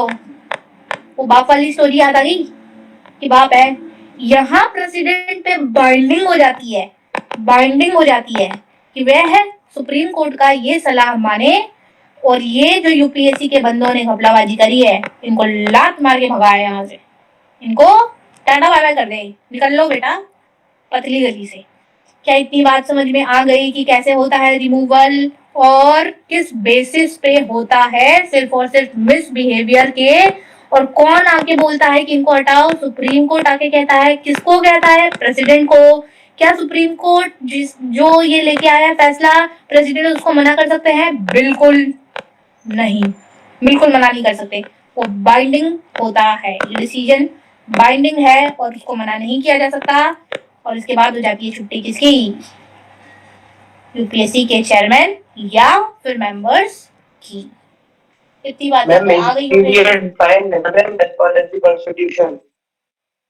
क्या मैम जो आपने कहा कि मिसबिहेवियर डिफाइन नहीं है, मैं गूगल पे चेक किया तो मैम वो बता रहा है कि डिफाइन है। उसमें एक तो स्टेटमेंट बताओ। है कि प्रॉफिट फ्रॉम सच कॉन्ट्रैक्ट और इन्वॉल्वमेंट इन गवर्नमेंट कॉन्ट्रैक्ट करके बता रहा है। ये मिसबिहेवियर थोड़ी है, ये तो मतलब एक एक्स्ट्रा ऑफिस हो जाता है ना, जैसे कहीं और से उसको पेमेंट मिल रहा है, ये मिसबिहेवियर नहीं है। एग्जैक्टली वो अलग टर्म्स है। वो जो सारे गवर्नमेंट ऑफिशियल्स में, जैसा आजाद पूछ रहा था ना, तो मैंने उसको भी बताया था कि वो सारे गवर्नमेंट जो, देखो भाई गूगल पे चीजें पता नहीं किस हिसाब से दिखाती है। तुम लक्ष्मीकांत ओपन करके देखो, अगर उसमें है तो फिर हम मानेंगे, अदरवाइज मैंने लक्ष्मीकांत खोल रखे उसमें नहीं है, सिर्फ मिसबिहेवियर लिखा हुआ उसमें। Yes, so we will follow authentic source only. भाई गूगल हमारे देश का नहीं है, चैट जीपीटी हमारा नहीं है, ठीक है? हमारी कॉन्स्टिट्यूशन है तो हम कॉन्स्टिट्यूशन को मानेंगे और हम लक्ष्मीकांत को भी मानेंगे इक्वली, उतना ही, ठीक है ना? तो ये चीजें थोड़ा सा वेरीफाई कर लिया करो, इसीलिए कंफ्यूजन और बढ़ जाता है। पर मैं क्रॉस चेक करके आती हूँ, और जैसे ही अगर थोड़ा कुछ गलत होता है ना, तो मुझे डाउट हो जाता है कि मैंने कुछ गलत बता दी, तो मैं तुम्हें तब बोलती हूँ कि भाई एक बार चेक करो कि मैंने कुछ गलत तो नहीं बता दिया। बहुत सेशंस लिए मैंने बहुतों में ऐसे किया कि मेरे को थोड़ा भी डाउट आता है, मैं तुम्हें खुद बोलती हूँ कि भाई चेक करो एक बार, गूगल करो एक बार, क्योंकि मैं तो सेशन ले रही होती हूँ तो मैं चेक नहीं कर सकती, तुम चेक कर सकते हो। तो ये मैं जितना बता रही हूँ तुम आराम से सुन लो, बाकी अगर कुछ एड ऑन करना है, सब्ट्रैक्ट करना है तो विल सी। इसी के साथ यूपीएससी का तुमने A to Z सब कुछ पढ़ लिया, जितना तुम्हारे यूपीएससी सीडीएस एग्जाम में शायद ना भी पूछे और शायद पूछ भी ले, पर पूछेंगे तो इसी में से कुछ ना कुछ पूछेंगे, इसके बाहर तो मुश्किल है कुछ पूछना। Time to ask the questions, my favourite time. Mike बंद कर लो बेटा जिसकी ओपन है। Time to ask the questions. अब देखते हैं यूपीएससी के सवाल का जवाब देने का। अब बोलो मैम, एक चीज ऐड करनी है इसमें यूपीएससी वाले में। हाँ ऐड करवा दो। मैम इसकी जो पावर्स होती है वो इंक्रीज करता है पार्लियामेंट और डिक्रीज करता है प्रेसिडेंट। पावर्स इसकी एड ऑन करेगा पार्लियामेंट और डिक्रीज करेगा प्रेसिडेंट। पर अगर इसकी पावर्स को काटनी है, थोड़ी सी कम कर देनी है, तो आसान रहेगा कि भाई पार्लियामेंट में तो दो हाउसेस होते हैं ना, लोकसभा और राज्यसभा, तो यहाँ पे थोड़ी मुश्किल आएगी पावर को हटाने के लिए। पर अगर पावर्स को हटानी है जल्दी से, तो एक बंदे से हटवा सकते हैं, प्रेसिडेंट। कौन? मोदी जी। बोल देंगे सीधे, फालतू में तामझाम कौन करेगा, पार्लियामेंट में जाकर के सीधे प्रेसिडेंट का नाम लगा दिया जाए और इनसे हटवा दिया जाए। कर लोगे? अब काम आ जाएगी ये ट्रिक कि पावर ऐड करने के लिए तो भाई पार्लियामेंट में ये चला रहे हैं, मोशन लगा रहे हैं, और जब हटानी है तो अपना एक बंदा बैठा रखा है इनने टॉप पे, है ना, रिपब्लिक बना रखा है, और उसी को बोल देंगे, चल अनाउंस कर देगी पावर हटा रहे हैं। ठीक है, वंश ने ये ऐड ऑन किया, उसके नोट्स में है, तो ये स्टेटमेंट भी ध्यान रखना। ऑलराइट, अब मैं क्वेश्चन पूछूंगी। देखते हैं पहला, मेरा फेवरेट स्टूडेंट कौन आता है। इस बार वो आएगा जिसकी बारी नहीं आई है। लेट मी चेक सेशन में कौन कौन आए हैं। सोनू आ जाओ। जी मैम। सोनू का नाम लिख दिया जाए पहले। सोनू ये बताओ, कॉम्पोजिशन ऑफ यूपीएससी की जो बॉडी है, जो कमीशन है यूपीएससी, इसकी कॉम्पोजिशन क्या है? कौन कौन होता है इसमें? मैम इसमें चेयरमैन होता है और सम मेंबर्स होते हैं, मतलब कोई फिक्स नहीं है मेंबर्स। 9 to 11 some member. ये कितने होते हैं? 9 से 11। अच्छा, एक क्वेश्चन का आंसर आपने सही दिया है। दूसरे क्वेश्चन का आंसर दीजिए कि ये जो मेंबर्स हैं, सम मेंबर्स, ये जो लोग हैं और ये चेयरमैन, इनके लिए क्या कोई क्वालिफिकेशन है? और अगर है तो क्या, और नहीं तो क्या? मैम क्वालिफिकेशन तो कोई प्रिस्क्राइब नहीं कर रखी है, but half of the members जो है कमीशन के, उसमें क्या बोलते हैं उनको 10 साल की मतलब उन्होंने सर्विस दी होनी चाहिए गवर्नमेंट में या स्टेट उसमें। गवर्नमेंट ऑफ इंडिया और government of state. Alright Sonu, दोनों ही आंसर बहुत ही लाजवाब तरीके से दिया, करेक्ट है। टॉफी में कौन सी खानी पसंद करोगे? कोई भी दे दूं? कौन सी चाहिए? कोई भी दे दूं? ब्लू कलर की दे देते हैं कोई। नहीं, ऑरेंज मिल रही है तुम्हें तो। ऑरेंज 2 रुपए वाली टॉफी। 2 आंसर सही दिए इसलिए। ऑलराइट, नेक्स्ट बंदा। वेरी गुड, सही है, बिल्कुल करेक्ट आंसर दिया है। नेक्स्ट आएगा Karamveer. Karamveer, can you speak?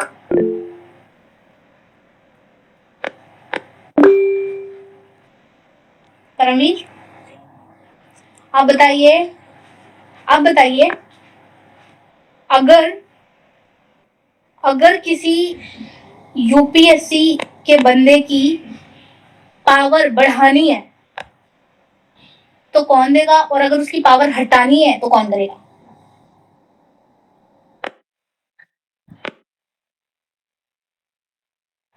Parliament ने बढ़ा दी और प्रेसिडेंट ने घटा दी। दोनों ही आंसर बिल्कुल सही है। 2 टॉफीज मिलेंगी तुम्हें, पंख वाली। खुश हो जाओ। नेक्स्ट बंदा वंश आएगा। वंश आजा। Yes ma'am.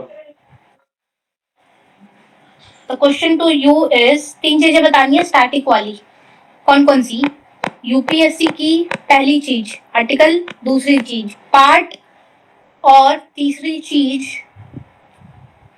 कि ऑल इंडिया सर्विस की कौन सी आर्टिकल होती है। चलो हो जाओ। मैम आर्टिकल तो इसका 315 से 323 तक, और मैम पार्ट होगा इसका 14। हम ऑल इंडियन सर्विस वाला नहीं आइडिया। लाख खाएगा वंश। अच्छा ठीक है, अब याद रहेगा। ठीक। वंश भाई एक बार वो कुणाल भाई का स्टेटमेंट कंफर्म कर दे यार। कौन सा भाई? वो चैट में भेजा है उसने। एस्केलेटर देखें। चैट वो अभी करना सेशन के बाद। रुक जाओ शांति से 2-3 मिनट, जिसके जो डाउट्स है वो मैम तो लिख के आर्टिकल रखो। बता दो इनका, ये पावर इंक्रीज बाय पार्लियामेंट और डिक्रीज बाय प्रेसिडेंट, ये कौन सा आर्टिकल है? वंश से आर्टिकल्स लिखे हुए हैं क्या? मुझे तो लगता नहीं आर्टिकल्स हो गए इसके। हम कहाँ पे किस चीज में? पावर्स ये इंक्रीज और increase और डिक्रीज वाले। मान ली शायद मैंने प्रीवियस ईयर से देखा था किसी से, स्टेटमेंट आ रखी थी। तो इनके आर्टिकल्स नहीं है, मुझे नहीं लगता इनके आर्टिकल्स मुश्किल ही होंगे, हम आर्टिकल तो नहीं है शायद। यस, ऐसी चीजों के आर्टिकल्स नहीं होते क्योंकि नहीं, जो जितनी भी चीजें हैं इन सब के अलग अलग आर्टिकल्स हैं। और वो तो फिर यूपीएससी लेवल की पढ़ाई हो जाएगी। तो वो नहीं पूछे जाएंगे। गारंटी तो नहीं है, पूछे तो सब जाते हैं, लेकिन जैसे previous इसका रिमूवल है, ये कौन सा आर्टिकल में आएगा? ये नहीं पूछा है अभी तक, उतना नहीं पूछ रखा इन लोगों ने कि कौन से वाले में रिमूवल है या फिर क्या है। ठीक है, अगर तुम लोग करना चाहते हो तो एक बार देख लेना वैसे, पर मैं सजेस्ट करूंगी कि उतना ही करो जितना सीएपीएफ तक पूछा इन्होंने वो आर्टिकल्स अभी तक सीएपीएफ में भी नहीं पूछा है। ऑलराइट, नेक्स्ट अभी जो मैं पावर वाला बता रहा हूँ नहीं, सीएपीएफ में ही पूछा हुआ है। यस, साहिब आएगा, आजा साहिब। साहिब यस दी। तुम बताओ, ये साहिब की स्पेलिंग में एच एक्स्ट्रा घुसा दिया मैंने। रिमूवल ऑफ प्रेसिडेंट किस ग्राउंड पे?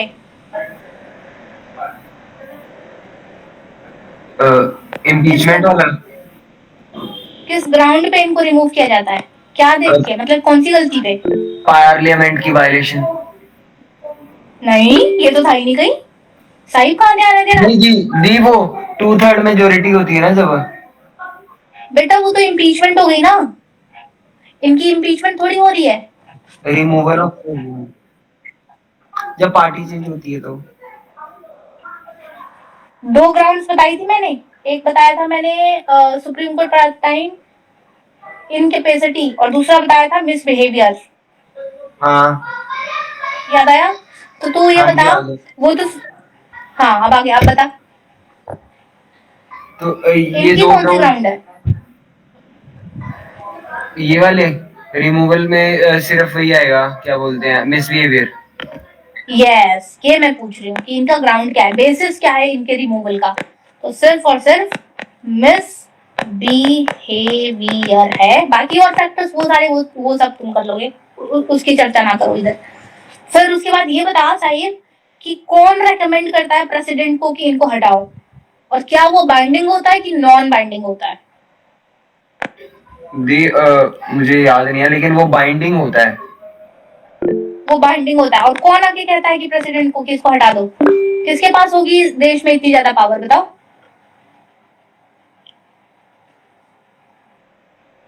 बाप कौन है?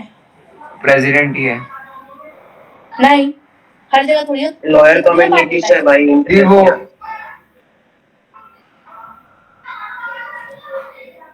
कौन है बाप? याद नहीं आ रहा दी। राम मंदिर का फैसला भाई किसने सुनाया था? अजय सर। अबे रुक जा, मैं बताती हूँ इसको एक ट्रिक, उससे इसको पता चल जाएगा। नाड़ा बांधते टाइम भी वही वाला बाप है, उस वाले में भी, कनाडा वाले में। अब बता। एडवाइजरी का था वो तो। हाँ, बहुत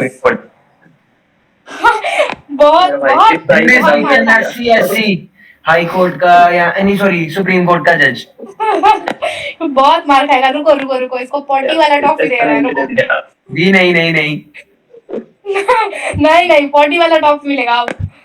रुक जा येलो मेरा दिमाग नहीं चल रहा है, मैं प्रोसेस कर रहा था क्योंकि लेट ज्वाइन करा ना, मेरे दिमाग में चीजें जा नहीं रही थी। अच्छा ठीक है, कोई बात नहीं। तो टॉफी ले पहले पॉटी वाला। हाँ, ये भी सेशन रिकॉर्ड हो रहा है, ये वहां पड़ेगा यूट्यूब पे।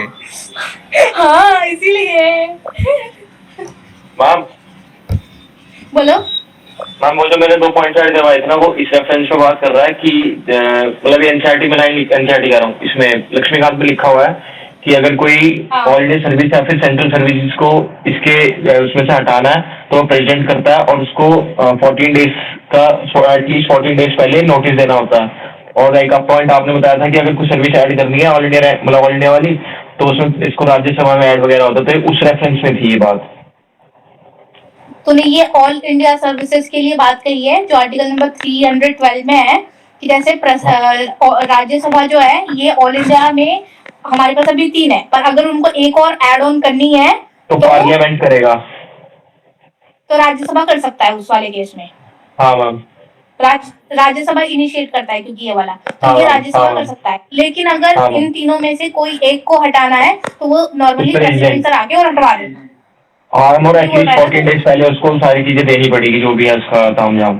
पर इसको 14 दिन पहले प्रायर एक नोटिस देना पड़ेगा कि हम ये वाली हटा रहे हैं, हाँ मैम, है ना, यही कहना तो चाहता है। हाँ मैम, तो वो जो इंक्रीज और डिक्रीज वाली पावर वाली बात थी वो यहाँ से निकल रही है।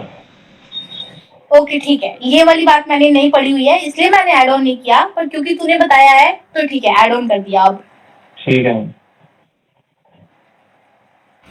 नोटिस किसे देगा? राज्यसभा में डालनी पड़ेगी नोटिस उसको, हाँ मैम, क्योंकि वहां से इनिशिएट होती है ये सारी ऑल इंडिया की सारी चीजें। Okay ma'am. ठीक है, अभी next question to next person जो आया नहीं है अभी बच्चा, उसको बुलाएंगे। कौन नहीं है? आकाश दीप नहीं है, आ जाओ आकाश। जी ma'am.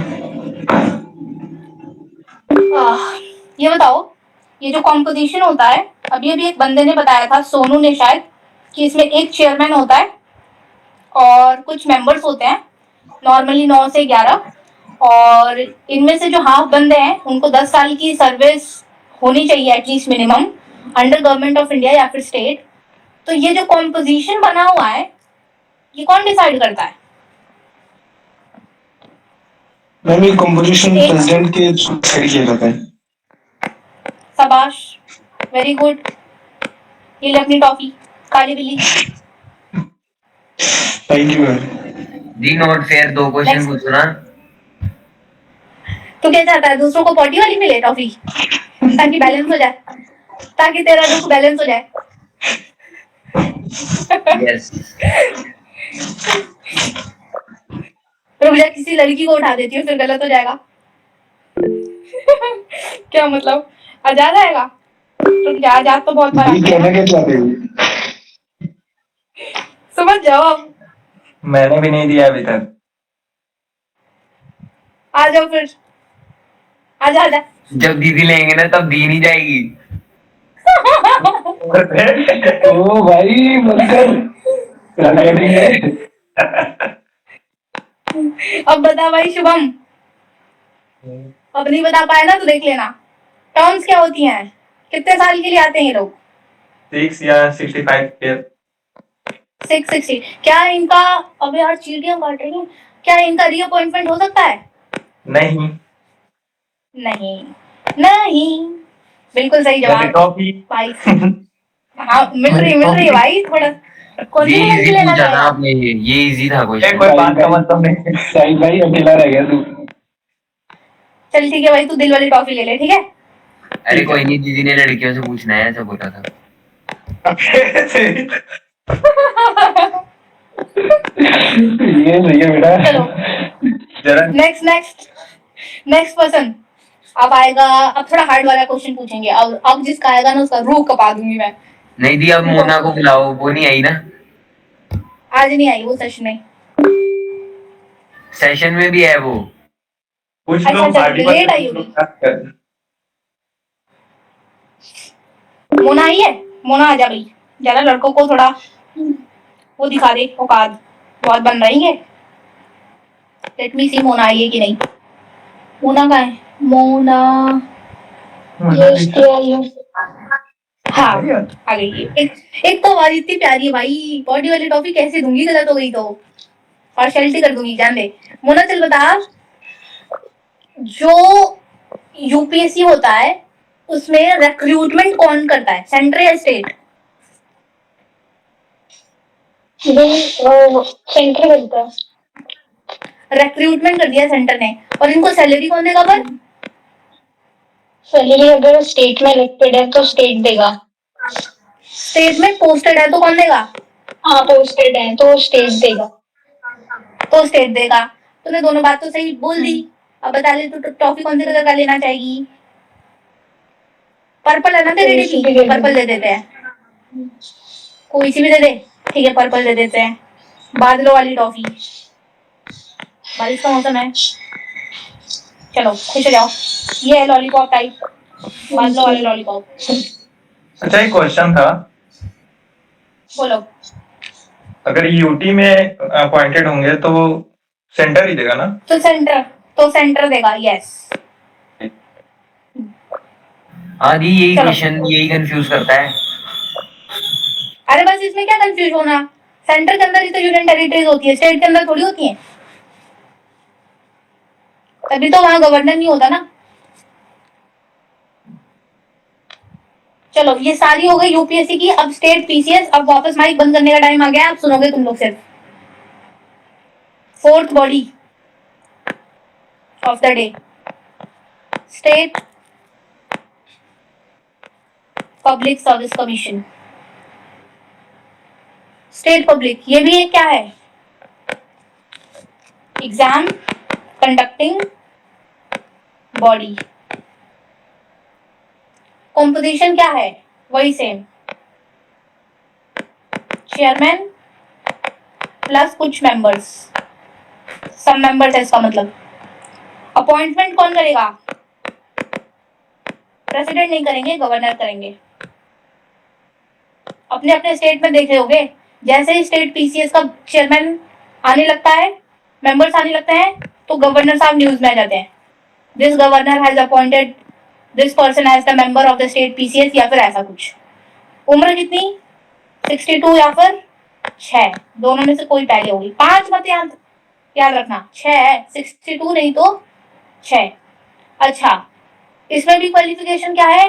Half members to be officer held 10 years under government of India या फिर स्टेट। सेम, आधे बंदे 10 इयर्स की सर्विस गवर्नमेंट ऑफ इंडिया में होने चाहिए या गवर्नमेंट ऑफ स्टेट में होना चाहिए, वही सेम यहाँ पे भी। इसके अलावा अपॉइंटमेंट बता दिया। अगर किसी बंदे के नाक में दम कर दिया पॉलिटिशियंस ने, अगर किसी मेंबर के नाक में दम हो गया और वो चाहता है कि मैं दे दूं रिजाइन, तो किसको देगा? गवर्नर को। किसको? रेजिग्नेशन किसको? गवर्नर। अपॉइंटमेंट किसको?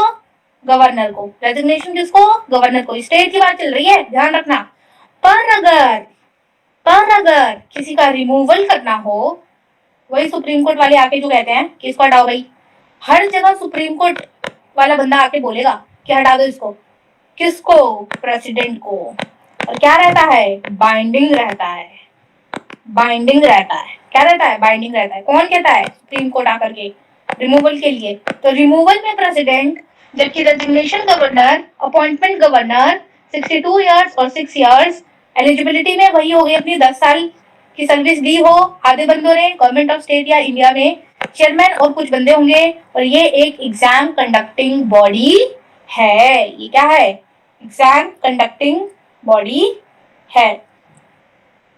अब और कुछ रह गया हो इसमें इंपॉर्टेंट बताना, वही है आर्टिकल सेम 315 से 323 और वही वाले पार्ट्स सेम। कितना बताया था? 14 315 323। अब इसके एक एक आर्टिकल में ऐसे नहीं घुसना कि 315 में क्या है, 316 में क्या है, 17 18 19 20 21 22 वो सब जो अभी तक पूछा नहीं गया है। अब तुम्हें ज्यादा चुल मची है तो तुम पढ़ना खुद देख लेना, खुद देख लो। लक्ष्मीकांत ने भी शायद नहीं दिया हो, लेकिन देख लेना तुम, इंटरनेट से देखना हो या कहीं से देखना हो तो देख लेना। नो नीड ऑफ इट, क्योंकि फिर याद रखना मुश्किल है ना। पढ़ तो तुम सब लो और फिर एक्स्ट्रा चीजें माइंड को फीड कर दो और तुम्हें एग्जाम हॉल में कुछ याद ही ना है, क्या फायदा? मुंह लटक जाए तुम्हारा। इसलिए उतना पढ़ लो जिससे तुम्हारा काम बन जाए, नैया पार। ठीक है, ये हो गया। अब हाँ बोलो। तो ये यूपीएससी वाले रेजिग्नेशन किसको देंगे? प्रेसिडेंट को? यूपीएससी वाले क्या, हाँ प्रेसिडेंट को रेजिग्नेशन, जैसे ये स्टेट वाले गवर्नर को देते तो यूपीएससी वाले गवर्नर। president को, है ना?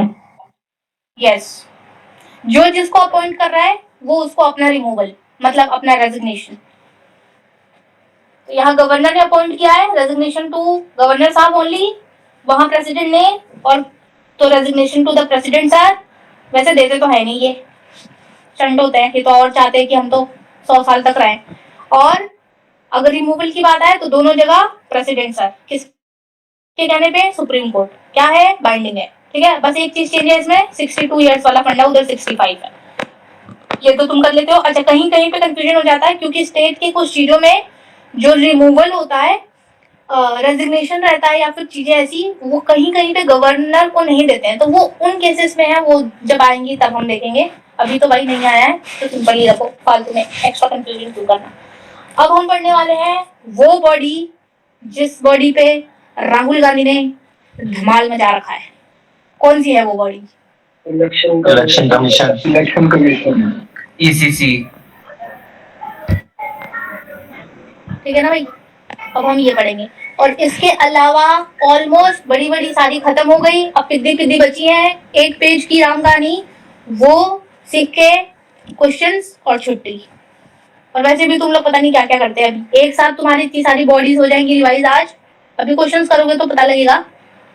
ठीक है, अब चलो एक बार और रिवाइज कर लेते हैं, खटाखट खटखट आंसर देंगे आप लोग, मैं पूछूंगी और ये कलेक्टिव है तो सब आंसर दे सकते हैं। माइक वाइक ओपन कर लेना, लेकिन ज्यादा हल्ला उल्ली नहीं करना। चीफ इलेक्शन कमीशन, पहला क्वेश्चन, फाइनेंस कमीशन किस आर्टिकल में है? 315 से 323। अबे लात खाएगा क्या? 280 फाइनेंशियल शाबाश। Plus sorry 280। नहीं 40 280।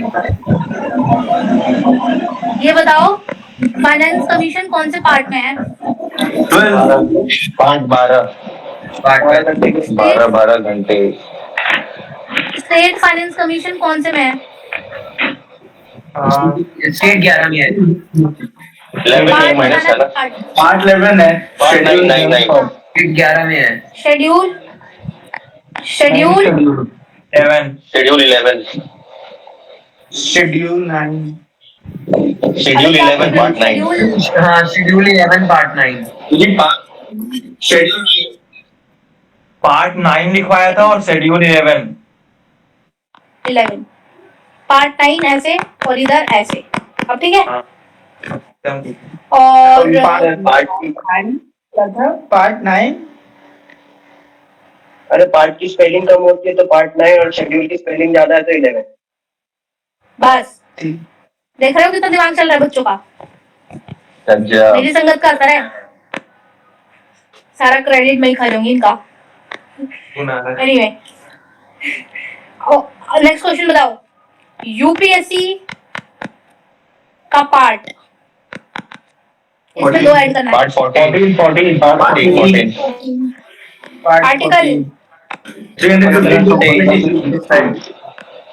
1523। इसके बाद बताओ और कौन सा रह गया? चेयरमैन नहीं, all India service. All India service, yes. 312। ये बताओ ये कौन सा है? एक सेकेंड, पेन का ये बताओ ये कौन सा था? Recommendation of finance recommendation binding है कि नहीं? बाइंडिंग की थी, बाइंडिंग की। यस। तो आज की जितनी आर्टिकल सिखाई वो सबको याद हो गया कि नहीं? कोई कंफ्यूजन तो नहीं होगा एग्जाम हॉल में अब? हो गया। यस, संगत से गुणात है और संगत से गुण जात। 281 वाली बाइंडिंग की है ना? हाँ जी, चलो अब हम देखने वाले चीफ इलेक्शन कमीशन।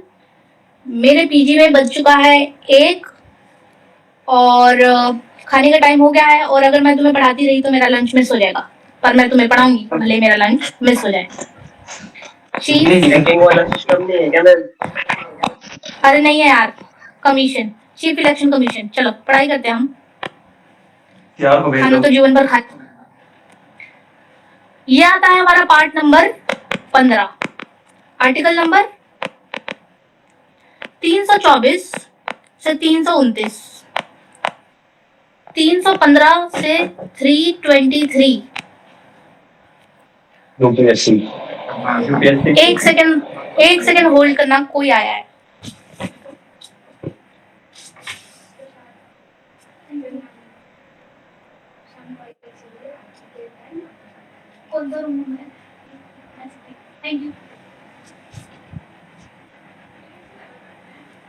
वाओ, प्रसाद आया, चना अमृत बोला उसने, और शाम को इनवाइट किया गया है पूजा में। और मैंने बोला कौन से रूम नंबर, तो कहती है आपके साइड वाले रूम में ही रहते हैं। और मुझे आता पता ही नहीं है कि वो कहाँ रहती है। वाह बेटे वाह, जलवा है मेरा। 324, 329, ठीक है।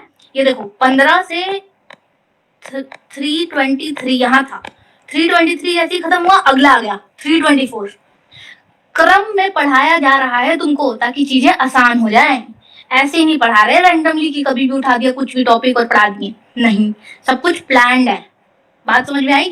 तो जैसे ही खत्म हुआ था यूपीएससी, हमने पढ़ा चीफ इलेक्शन कमीशन।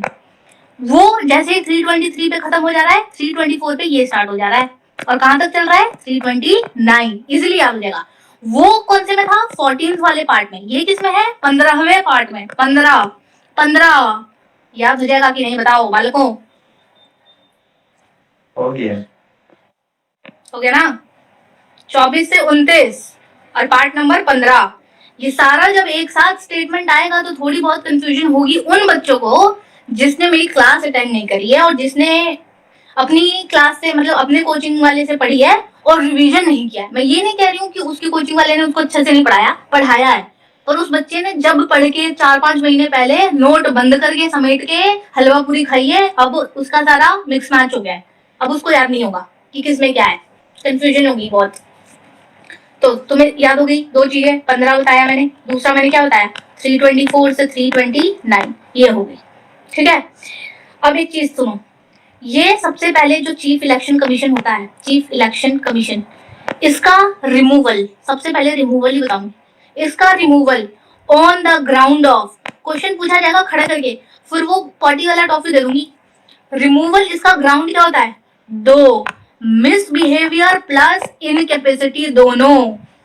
क्या ये दोनों यूपीएससी में था? क्या ये दोनों यूपीएससी में था? नहीं, वहां क्या था? सिर्फ ये। यहाँ क्या है? ये दोनों। सुप्रीम कोर्ट के जज में क्या होता है? ये दोनों।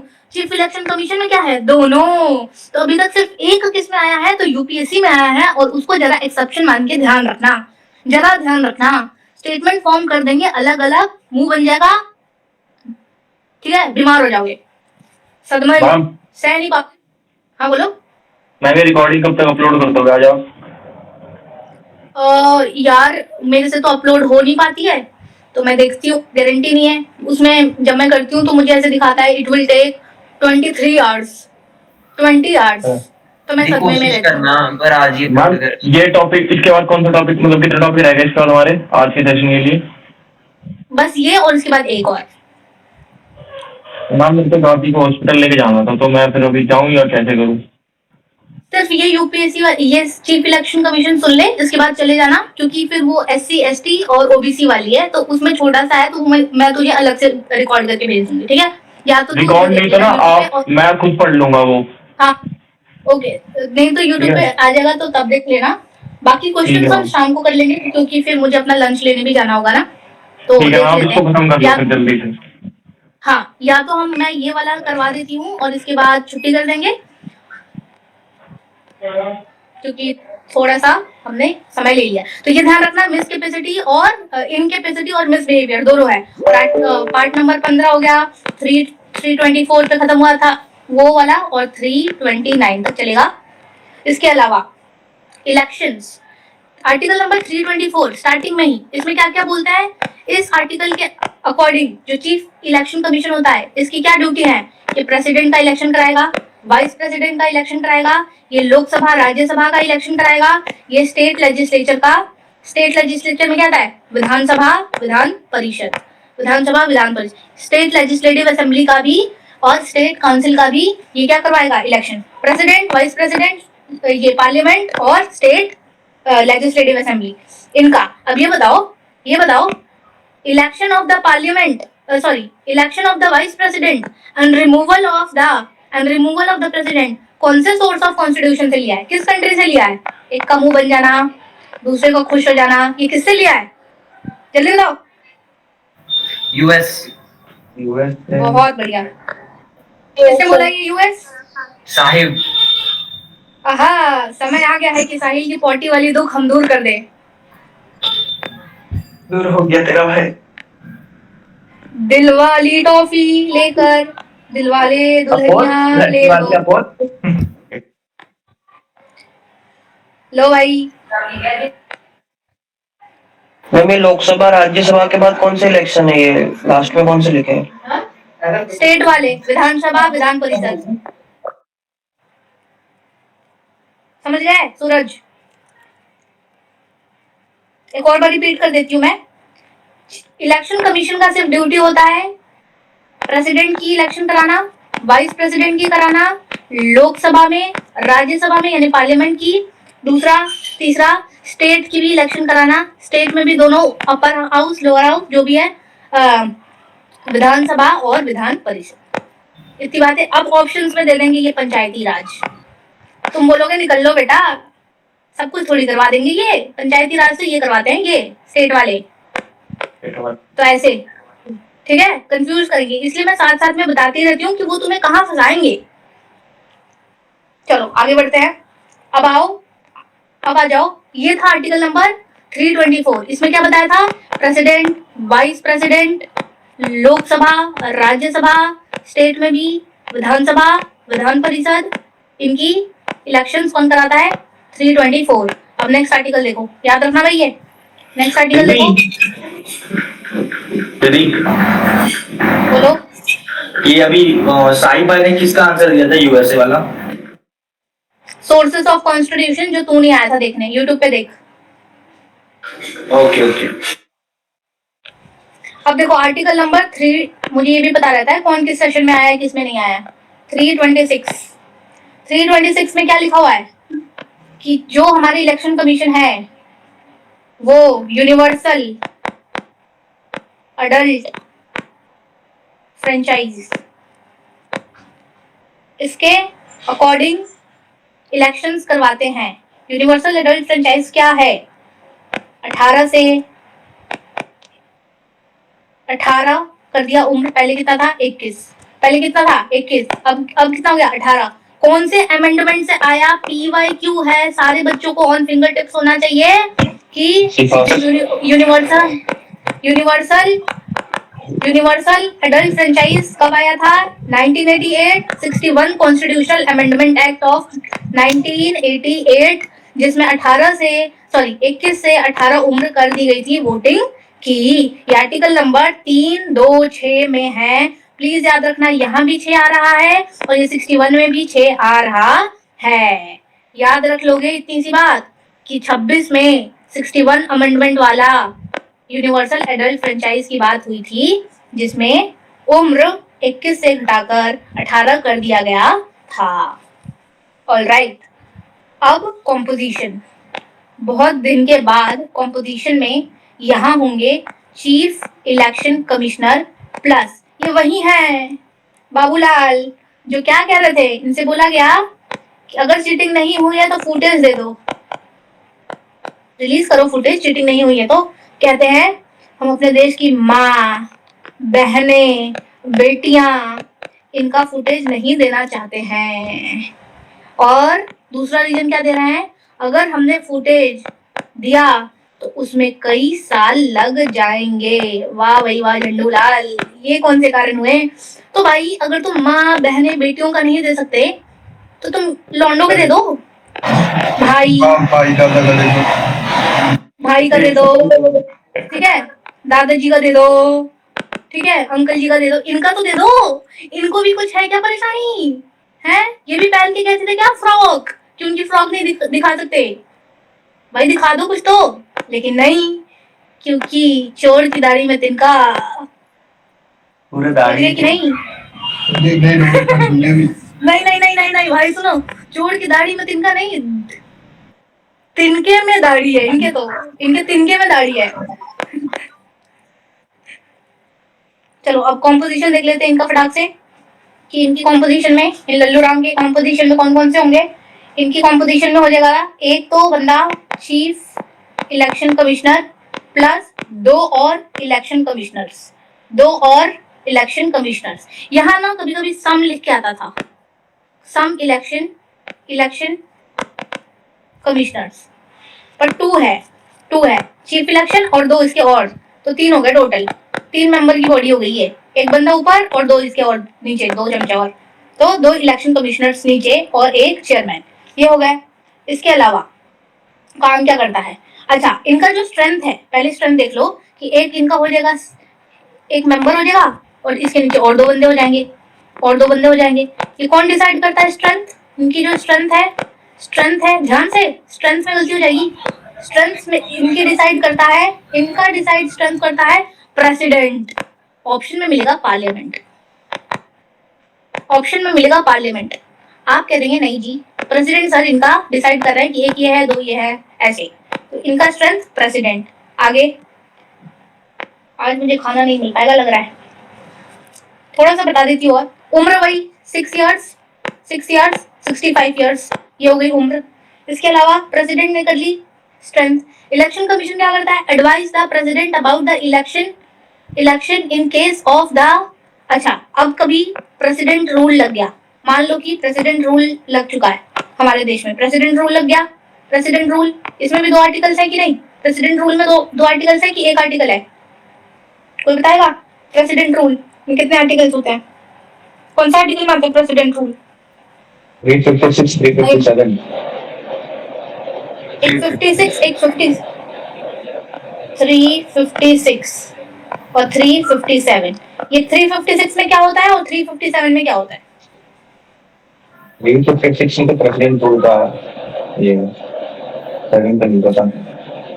आज घर पे जाके देखोगे, एक में होता है कि स्टेट परफॉर्म नहीं कर पा रहा है तो सेंटर बोलता है कि चलो भाई तुम तो काम ही नहीं कर पा रहे हो, अब लगा देंगे प्रेसिडेंट रूल। दूसरे में स्टेट कोऑपरेट ही नहीं करता है, कहता हम सेंटर की बात नहीं मान रहे, जाओ हटो, तो फिर वो बोलता है अच्छा बेटा बाप से पंगे, रुको रुको अभी प्रेसिडेंट रूल लगा रहे हैं। तो ये 2 होता है। अब तुम घर जाके चेक करोगे कौन सा वाला किसमें है, अब नहीं बताएंगे तुम्हें, थोड़ा सा खुद सीखने की कोशिश करो, बड़े हो गए हो अब। तो जब टाइम आता है प्रेसिडेंट रूल लगाने का, जैसे ही टाइम आता है प्रेसिडेंट रूल लगाने का, मान लो देश में लग गया प्रेसिडेंट रूल, क्या लग गया प्रेसिडेंट, अभी प्रेसिडेंट रूल लगा था किसी एक स्टेट में, कौन सा था वो? मणिपुर। यस, प्रेसिडेंट, मान लो देश में लग गया प्रेसिडेंट रूल, क्या लग गया प्रेसिडेंट रूल। तो जो इलेक्शन कमीशन है ये एडवाइस करता है प्रेसिडेंट को about the elections in case of the, तो अगर किसी स्टेट में, मान लो मणिपुर में, और मणिपुर में कुछ अगर इलेक्शंस वगैरह थे या फिर होने हैं या फिर कोई भी सीन है, तो उस टाइम पे चीफ इलेक्शन कमीशन अब आकर के इनको एडवाइस देगा। जब भी प्रेसिडेंट रूल लग जाता है तो इलेक्शन कमीशन आकर के एडवाइस देता है किसको, प्रेसिडेंट को, about the election which might or would have chances to happen in that state. Also advises the president and governor about the disqualifications of the member. तो कुछ members disqualification हो जाते हैं ना, anti defection type, तो members of disqualification होते हैं, कुछ members disqualify हो जाते हैं to be the members election में, उन्होंने कुछ ना कुछ किया होता है, कोई क्राइम या कुछ, तो कुछ भी डिस्क्वालीफाई हो गए, मान लो डिस्क्वालीफाई हो गए, एंटी डिफेक्शन वगैरह चीजें कुछ ना कुछ कर दी है, तो उनको डिस्क्वालीफाई करने का सलाह इलेक्शन कमीशन देता है किसको, प्रेसिडेंट को, सेंटर की बात चल रही हो तो, और स्टेट को अगर स्टेट की बात चल रही है, अगर वो मिनिस्टर स्टेट के हैं तो स्टेट को एडवाइस देते हैं इलेक्शन कमीशन, और अगर वो पॉलिटिशियंस जो डिस्क्वालीफाई हो चुके हैं, एंटी डिफेक्शन या कुछ भी डिफेक्शन वगैरह कर दिया, डिफेक्शन वगैरह कुछ कर दिए हैं, रूल वूल तोड़ दिए हैं, डिस्क्वालीफाई हो गए हैं, तो अगर सेंटर के हैं तो प्रेसिडेंट को देगा एडवाइस कि चलो भाई डिस्क्वालीफाई करो उसको, और अगर स्टेट का वो हुआ तो स्टेट को देंगे स्टेट को देंगे कि स्टेट सुनो भाई डिस्क्वालीफाई हो चुका है, अब उसको मत इलेक्शन लड़ने देना। तो ये दो काम और करते हैं। और एक याद रखना कि प्रेसिडेंट रूल जब लगता है किसी भी स्टेट में और उस टाइम अगर इलेक्शन का कोई भी केस चल रहा हो तो उस केस में भी इलेक्शन वाली सारी scenario chief election commission president sir को आके समझाते हैं, बताते हैं, उन्हें एडवाइस वगैरह देते हैं। उसके बाद इनका क्वालिफिकेशन क्या है, इनका पहले वाले क्या बताया था मैंने पहले? नहीं ये जो रिपीट कर दूं? नहीं अभी जो तुरंत इससे पहले बोला ना, क्वालिफिकेशन बताने से पहले बस वही वाला। चीफ इलेक्शन कमीशन का ये भी काम है कि ये बॉडी प्रेसिडेंट को जाकर के इन्फॉर्म करती है, सलाह देती है, एडवाइस देती है। अगर प्रेसिडेंट रूल लगा है और उस स्टेट में अगर इलेक्शन से रिलेटेड कोई चीज चल रही हो तो chief election commission president sir को इन्फॉर्म करते हैं, उन्हें एडवाइस वगैरह देते हैं।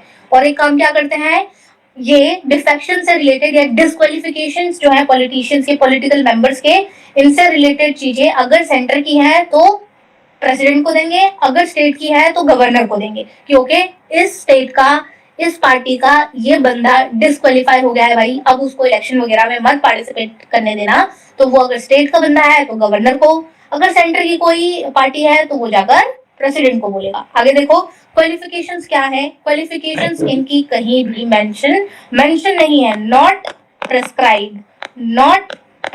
बहुत ज्यादा वो हो जाएगा कंफ्यूजन, कहीं कहीं पे क्वालिफिकेशन किसी बॉडी में प्रेसिडेंट डिसाइड करता है।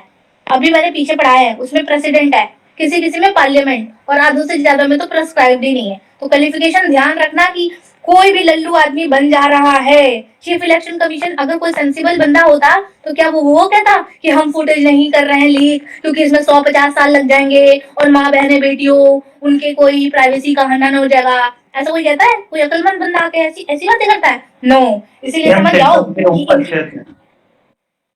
इनकी जो इलेक्शन है, इनका जो क्वालिफिकेशन है ये प्रेस्क्राइब्ड ही नहीं है, किसी को भी बढ़ा दिया उधर बना दिया। ठीक है। अभी सैलरी, इनकी सैलरी कितनी होती है? जितना कि सुप्रीम कोर्ट के जजेस को मिलती है उतना ही इनकी सैलरी सुप्रीम कोर्ट के जजेस जितनी है। ये रेजिग्नेशन किसको देगा? वैसे तो देगा नहीं, है ना, लेकिन अगर इसको देना पड़ा तो ये किसको देगा? प्रेसिडेंट को। ज्यादा ही कोई ईमानदार बंदा आ गया और झेल नहीं पाया सरकार को और रिजाइन देना चाहता है तो किसको देगा? प्रेसिडेंट सर को। किसको देगा? प्रेसिडेंट सर को। रिमूवल कैसा होता है? जब सैलरी सुप्रीम कोर्ट जैसा लोगे तो रिमूवल भी तो सुप्रीम कोर्ट जैसा होगा।